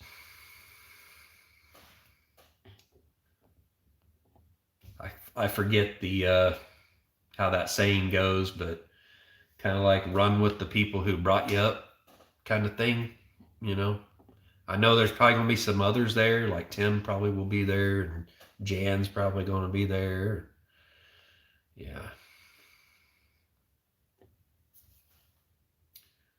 I watch expanded to a lot of different YouTube communities because I have wide interest, homestead, farm, my family and farmers, RV van because we are RVers, craft, travel, adventure, etc. Yep. I watch a lot of that. Pretty much everything you just said.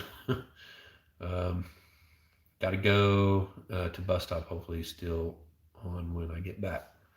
All right, Patty. See you later. I probably won't be.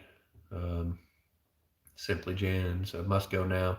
Y'all have a blessed day. Yeah, I'm getting ready to get off here. It's almost 3 hours now. What is she up to now? Thank you for taking care of that troll. You're on it today. What is that, number 3?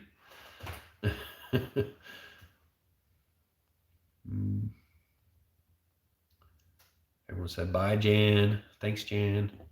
Yeah, Jan is super awesome. Definitely check out Simply Jan Homestead. She's super awesome. I've just seen how much she does in this community, and it's super awesome. I'm glad she's able to do that. I wish I could do more.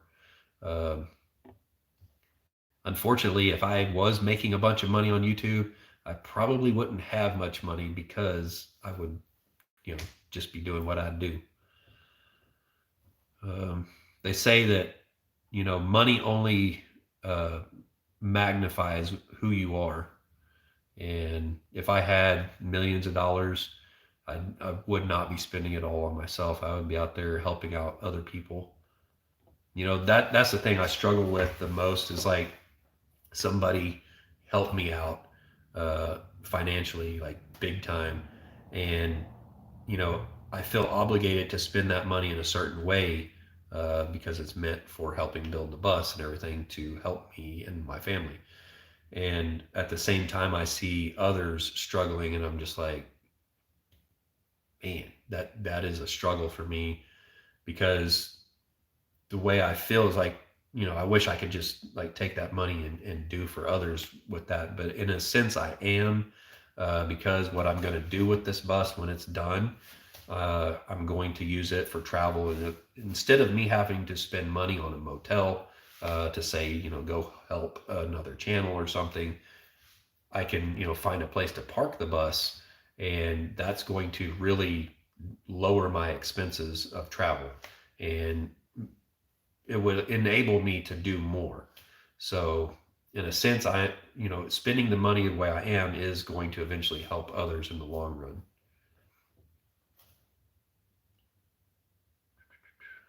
I wish they had a way to comment from the TV. I think you can.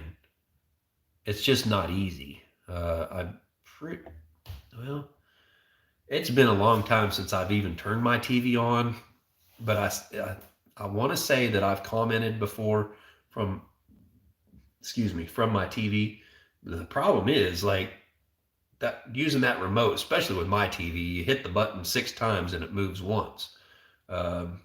So yeah, I mean, it's not easy to comment from the TV, but I think some TVs you can do it. I need to actually sell my TV. And we ain't turned that TV on in months probably. Ridge Life said, howdy at Bushcraft family. When are you doing that giveaway? Is that today, Bushcraft? I think he was doing a giveaway today. Um, let's see. Who do I have in here as a mod? Well, shoot. Hang on here. Let me, come on. Dadgummit. All right. Tim is a moderator now. About time I seen you in here, Tim, so I can make you a mod. I'm trying to make Bushcraft Family a mod, but it's not letting me click on it. What the heck? If somebody could share Bushcraft Family's link, I think he's doing a video, I want to say today. He's doing a giveaway. You guys need to go check out his channel. I don't know that I'm going to boost you any, but I did a giveaway in November, I think it was. What? Oh, no, no, it's Backwoods Mindset is doing that. Why is it not letting me click on you? Like you just commented. So anyways, yeah, go check out Bushcraft Family. I had Bushcraft Family and Backwoods Mindset mixed up. Backwoods Mindset is doing a giveaway. I had you guys mixed up. Thank you, Tim. He shared your link. There you go. Go check out Bushcraft Family. Oh, where did it go? Hello, you get us mixed up again. Yeah, I did it again. Backwoods Mindset and Bushcraft Family. Nunya, Texas. What's up, Jake? Oh, I seen you got to meet Mike and Terry from MT Homestead. Lucky you. I've met him before, but that's awesome. They got to come down there and get some birds from you. Yeah, there's nothing like navigating on a screen keyboard with a TV remote. Yeah, I've tried it a bit. Mostly what I used my TV for was when I was trying to, really help boost a channel, I would be watching them on one account on my phone and then my son's account on the TV. And the funny thing is my 18-year-old son, he's like, what is this channel that's popping up in my feed? And I'm like, oh, I've been watching their channel on the TV. And he's like, oh. I was subscribing to people's channel and stuff with his account on the TV and stuff. And he's like, would you quit it? Like, I'm trying to boost people's channel. But I would just leave the TV on, when we had internet here at the house, I'd just leave the TV on, whoever's channel, was trying to boost at the time. Just let it play through the night. It would turn off and I'd get up in the middle of the night and I'd go see if it was still playing. If it wasn't, I'd click on it again, get it going again. We just turned the volume down. And on my phone, YouTube, I have YouTube Premium on my phone. And so I don't have to watch the ads. I don't ever see ads on here. But the creator still gets, paid, I guess, for that view and stuff. And I would start watching videos and just let it play. And when I wake up in the middle of the night, my phone is, turned off. So they, I guess, figured out what I was doing and they put a stop to it. So there for a little while, I was watching MT Homestead and just letting their videos play all night long. And then it's like YouTube, made it to where my phone wasn't like auto playing, I guess. Yeah, I played tablets and TV to help friends get there. Sweet. Yeah, like, they had the subscribers, but they didn't have the watch hours. I had the watch hours like long before I had the subscribers. Like I don't remember what the watch hours was, but I had 5,000 or 6,000 watch hours or something in the previous 28 days, or even like before that I had it. And it just took me forever to get the subscribers. I was like, man, all I need is 1,000 subscribers. Once I hit 1,000, to me it really don't matter what the number is anymore. But it's kind of cool, when you see that number, you're just like, wow, there's this many people watch my content. It's mind-blowing. Mind-blowing, I'm telling you. Make sure to vote for your favorite bearded YouTuber. have a giveaway. Oh, I have a giveaway. You have a giveaway? I haven't seen it. I'm gonna have to go check that out. You're always doing giveaways. Now I'm never winning. I'm like, dang it. Well, I got my 2 Ridge Life cups. Actually, I think I got 3 or 4 of those. I don't know how, because I only remember coming back from the meetup with 2, and I think I've seen 3 in my house. And I was like, where'd this other one come from? Dawn Lee said, I got my vote in, Tim. Well, see, now I'm the one in the dark here. I don't even know what's going on. That's how bad it is. I spend so much time out here, like trying to shoot videos and stuff, and I fall behind, and I don't get to watch everyone's stuff. I get behind, and I'm just like, man, I'm out of the loop now. What does she up to now? So I don't win either. So you have company on that day. And I had, I did that one giveaway, and my mom won. I was like, dang it, now I got to do it again because, you know, she's family, and that doesn't really seem fair to everyone else. And I remember someone said, it's rigged. Ridge Life said, I gave you one at the 41.362. Didn't I? Or maybe just koozie. Yeah, I don't know. I've gotten so much stuff from you. I know I have a koozie. I've got, like, I think it's 3 of those cups. And yeah, that one, that's my cup for the bathroom for brushing my teeth. It just happened to be in the picture.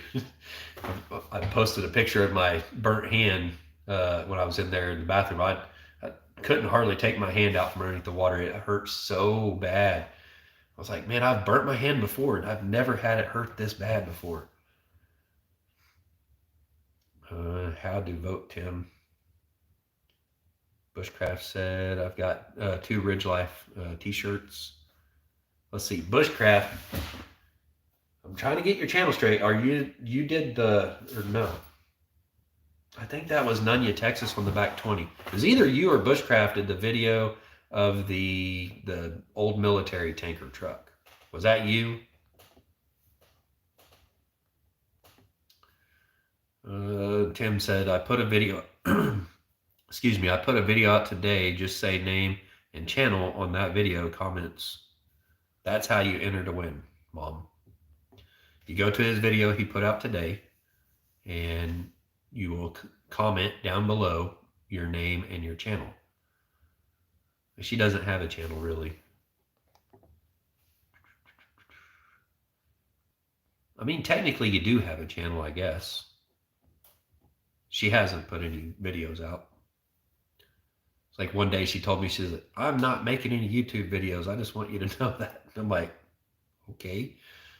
I wasn't asking you to make videos, but then wasn't too long after that, I ended up going to her house and we did a live from my mom's house. I don't think people should be as scared of creating YouTube videos as they are. I know it's a lot, you know, to put out there, like, you know, putting yourself out there. It was, you know, the first video I ever put out, I was super scared. I was like, man, I'm going to get like all kinds of hater comments and stuff because I didn't talk in the video. And I did. I got a lot of comments. Like, people are like, well, explain what you're doing and all this and that. And I had to delete those comments. And I'll tell you what, especially for a beginner YouTuber, a comment like that will shut you down quicker than anything. Like, you'll just be like, oh, I don't even want to do it anymore. And you've got to get a thick skin for sure, which I don't really have. Those negative comments, they do hurt people. They affect you. They affect your content that you put out. So, I mean, if it's doing that to you, just don't even pay attention to the comments. Somebody was trying to call me. Restricted number. Let's see. What is she up to now? Said I ain't got nothing but stickers from Backwoods Mindset. Nothing from any other channel. I need to get some stickers. Oh, that was Jake. Okay. That's who that was. I don't know why I get you guys confused. I mean, I don't watch a lot of your all's videos. I try to. I, click on one every now and then.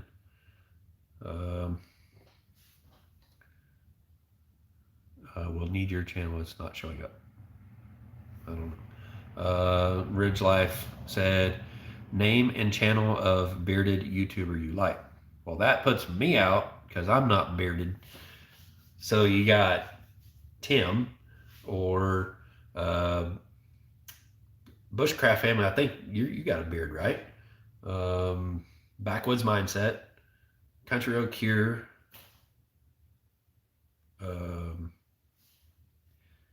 I kind of want to say Jared's probably got a beard. I don't remember if I don't know if you call that a beard or not. It probably only takes him a day to grow one. Like Tim's got a beard, like he's got it going on. $25 Amazon card, and they can win a beard grooming kit.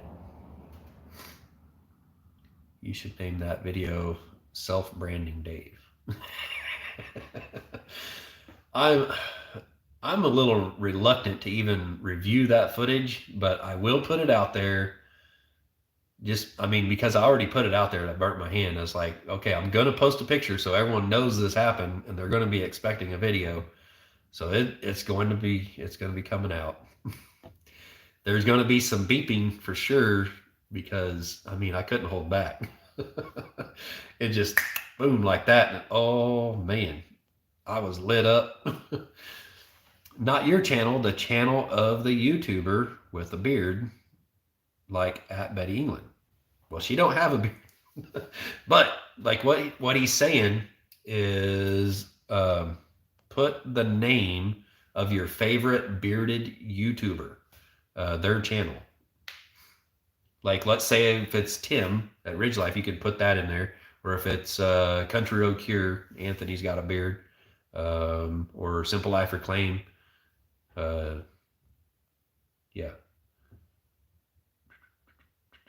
What is shipped to? Wait, what? Did you? What is shipped to now? It's Simple Life Reclaim. Is Simple Life Reclaim in here? Did I miss them? Now I'm going back through like, did I miss these guys? I don't want to miss them. I don't see them.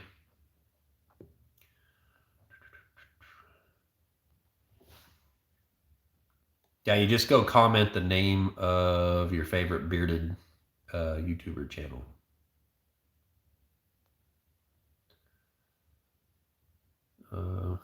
Dawn Lisa, Tim, I almost voted for you because you have a beard within a beard with the two-tone hair in it. I did not delete the negative comments. I just said thanks for watching. Yeah, I delete negative comments because you end up seeing it over and over again. And that stuff will affect you. It affects your content. You'll comment about it or something. It will affect you. Tim said self-branding. Ha! Your outer beard is white and your inner beard is brown. I should grow one, but man, every time it gets to that itchy stage, especially on my neck, it's this little stubble right now, and I don't shave very often, but it takes forever for mine to start growing out, and then it's kind of blonde, so you really can't see it, and it makes me feel like a kid walking around thinking I got a beard or something. So I end up shaving it off. And I got a lot of Indian in me, I guess, so it's hard for me to grow a beard. It's just weird that it's not dark. My hair used to be pretty much like yellow blonde, like almost white when I was little, and it just gets darker as I get older. Wild Wild West. Yep, that's Jax Allen. I had mostly men write negative comments like, we don't need to know blank, or just show us rods. Don't talk. Yeah, somebody, I don't remember who it was, and I don't want someone to get offended, but my last video, I was actually going to do 2 videos on the refinishing of that tub One was kind of more long and drawn out. I actually lost footage of me grinding off the old paint, which I found it. So I'm thinking about making another video that's more probably a time lapse or whatever. And, you know, in the end, this is my channel and I'm trying to kind of tell a story. It's my story to tell. And then someone was like, just telling me, it'd be better if you just did a time lapse. I'm like, no, no, and no, because I don't like watching every video that I watch is nothing but a time lapse. I like for sometimes for people just to show the work. I mean, you'll even see it like on the Crockers every now and then. They don't time lapse everything they do, like they actually show work. But there's kind of guidelines to that, sort of, that's not really written. You have to try and hang on to that viewer's interest. And I felt in that video it was holding on to their interest just a little bit. And you look at your analytics later on, it's like, well, this person felt this way, but 99% of everyone else felt this way. And so that sort of steers you a little bit on how you create your videos. I see a video like that, it held on to the audience pretty well, you know, in consideration of other videos and how well they held on. What is she up to now? Gary has, yeah, that's what I was saying. That Simple Life reclaimed Gary, he's got a beard. Okay, got you back now. Thanks. I was thinking about shaving mine off, but it's too cold now. Does it really like feel warmer? I don't know that it would feel warmer. I know in the summertime it would probably feel cooler with a beard on, which you would think the opposite, but it shades your face, I guess, a little bit. Reese Life said, I leave all comments and kill them with kindness. What year's your bus? It's a 2001. It's a it's a 2001 Bluebird 77 passenger. Was a 77 passenger. That's going to be rough to many. I don't know what you're talking about. What a ship to know. Oh, Dave, I know what you're talking about. I feel the same way over my beard too. What? Oh, wait, I don't have one. Peach fuzz beard. Yeah, that's kind of what it's like. I mean, it ain't like peach fuzz. It's prickly for sure. My wife hates it. Yep, it is your story. Tell it like you want. Yeah. I try to make it entertaining, and some videos I try to make it educational. And like if I've learned something while I was doing something like with the heater, I'm going to try to put a video out there, like some tips and stuff to help people out, because I've seen a lot of little mistakes made that has affected people with their heater later on, namely like where they put the outlet for their fuel. I know it kind of seems stupid to put the outlet for your fuel a little higher in your diesel tank, but in reality, if you was to hook that up to your outlet line on your big diesel tank of your bus, that is not, the pickup tube is not on the very bottom of that tank. You don't want to pull fuel off the very bottom because it's not good. There's nothing but trash down in the bottom. Water and stuff like that, rust and stuff like that will be down in there. I have a log home build video coming out from beginning to end and cannot just make all time lapse. Yeah, I mean, if it's all time lapse, it gets really boring. You lose so much in time lapse, but at the same time, you don't want the video to be like 5 hours long because people are going to they got other things they got to do. I really try to limit my videos to about an hour, or maybe a little over.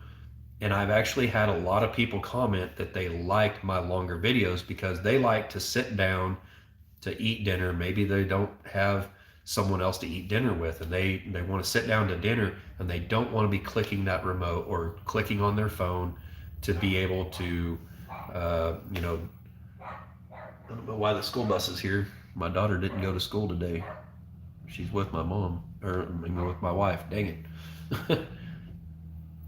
Okay, bus, go on. I don't know what they're doing. Now I forgot what I was talking about. uh, oh, okay. Time lapse. But yeah, I try to not make my videos too long because, like, you want to hold people's interest until the end, and you got to make it interesting. Otherwise, the next time around, they may not click on your video. But I think I seen that video that you did on the log home build. Let's see. Okay, keeps the cold wind off the face like wearing a mask. If I'm gonna wear a mask, it's gonna have to be a beard. The only time I want to wear a mask is when I'm just trying to protect my lungs from dust particles or paint or something like that. Wow, that was interesting. The window just fell behind me. Life is a Joy has one of the best schoolies on YouTube. You're just like putting all kinds of them out there.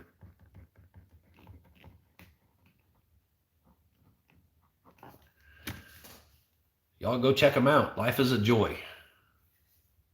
I hear they're a good channel. That's why you ignore the negative comments, even those add to analytics, but I get that you can read them again next time you look. So if it bothers you, it's better to delete it. Well, and some comments that I've had to delete were so bad that they had to be deleted. You have to maintain the comment section a certain way, and if it gets really negative, YouTube could actually, shut your channel down because of bad comments that you don't take care of. So I mean, you kind of have to take care of the comment section. I know. What was it? What's the name of their channel? I keep thinking Simple Life Reclaim. It's not Simple Life Reclaim. It's very similar to that.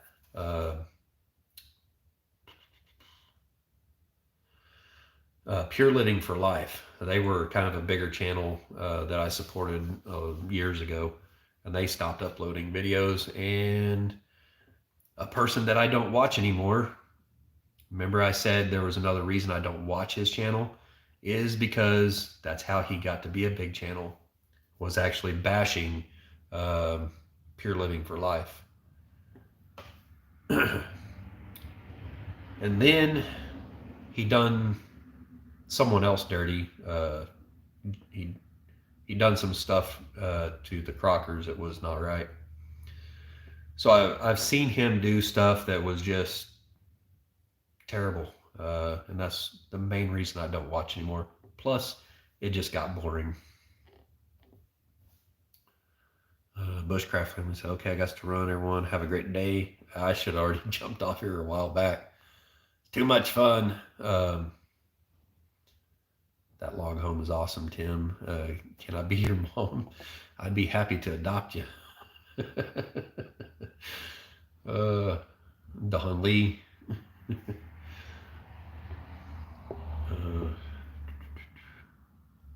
There. All right. Joy Bless Life. She just put the link for Tim's beard contest video right there. So I'm going to be jumping off here, guys. So if you want, click on that. Go check out Tim's channel and enter into that drawing. He does bash a lot of YouTubers. Yes, he does. And I don't want to do that on here, but I mean, when someone asks me if I'm going to that meetup, that's what I really struggle with. It shouldn't be that way. I don't want to be that way. But if I got to buy a ticket to go, I don't want to go. It's just how it is. I want whatever I'm going to be associated with, I want it to be free for the public to come out, for anybody and everyone to come out. Like when I went to the 41.36, that was a private deal, and that was not really a meetup. That was just a private, by invite only type thing. It was not a meetup. This other thing we're talking about is a meetup, and honestly, I just don't like the idea that they're charging for tickets or whatever for people to show up. If that's what they're doing, I don't really know. Haven't looked into it. That's just kind of what I gather from this here. And I don't think I want to be associated with it.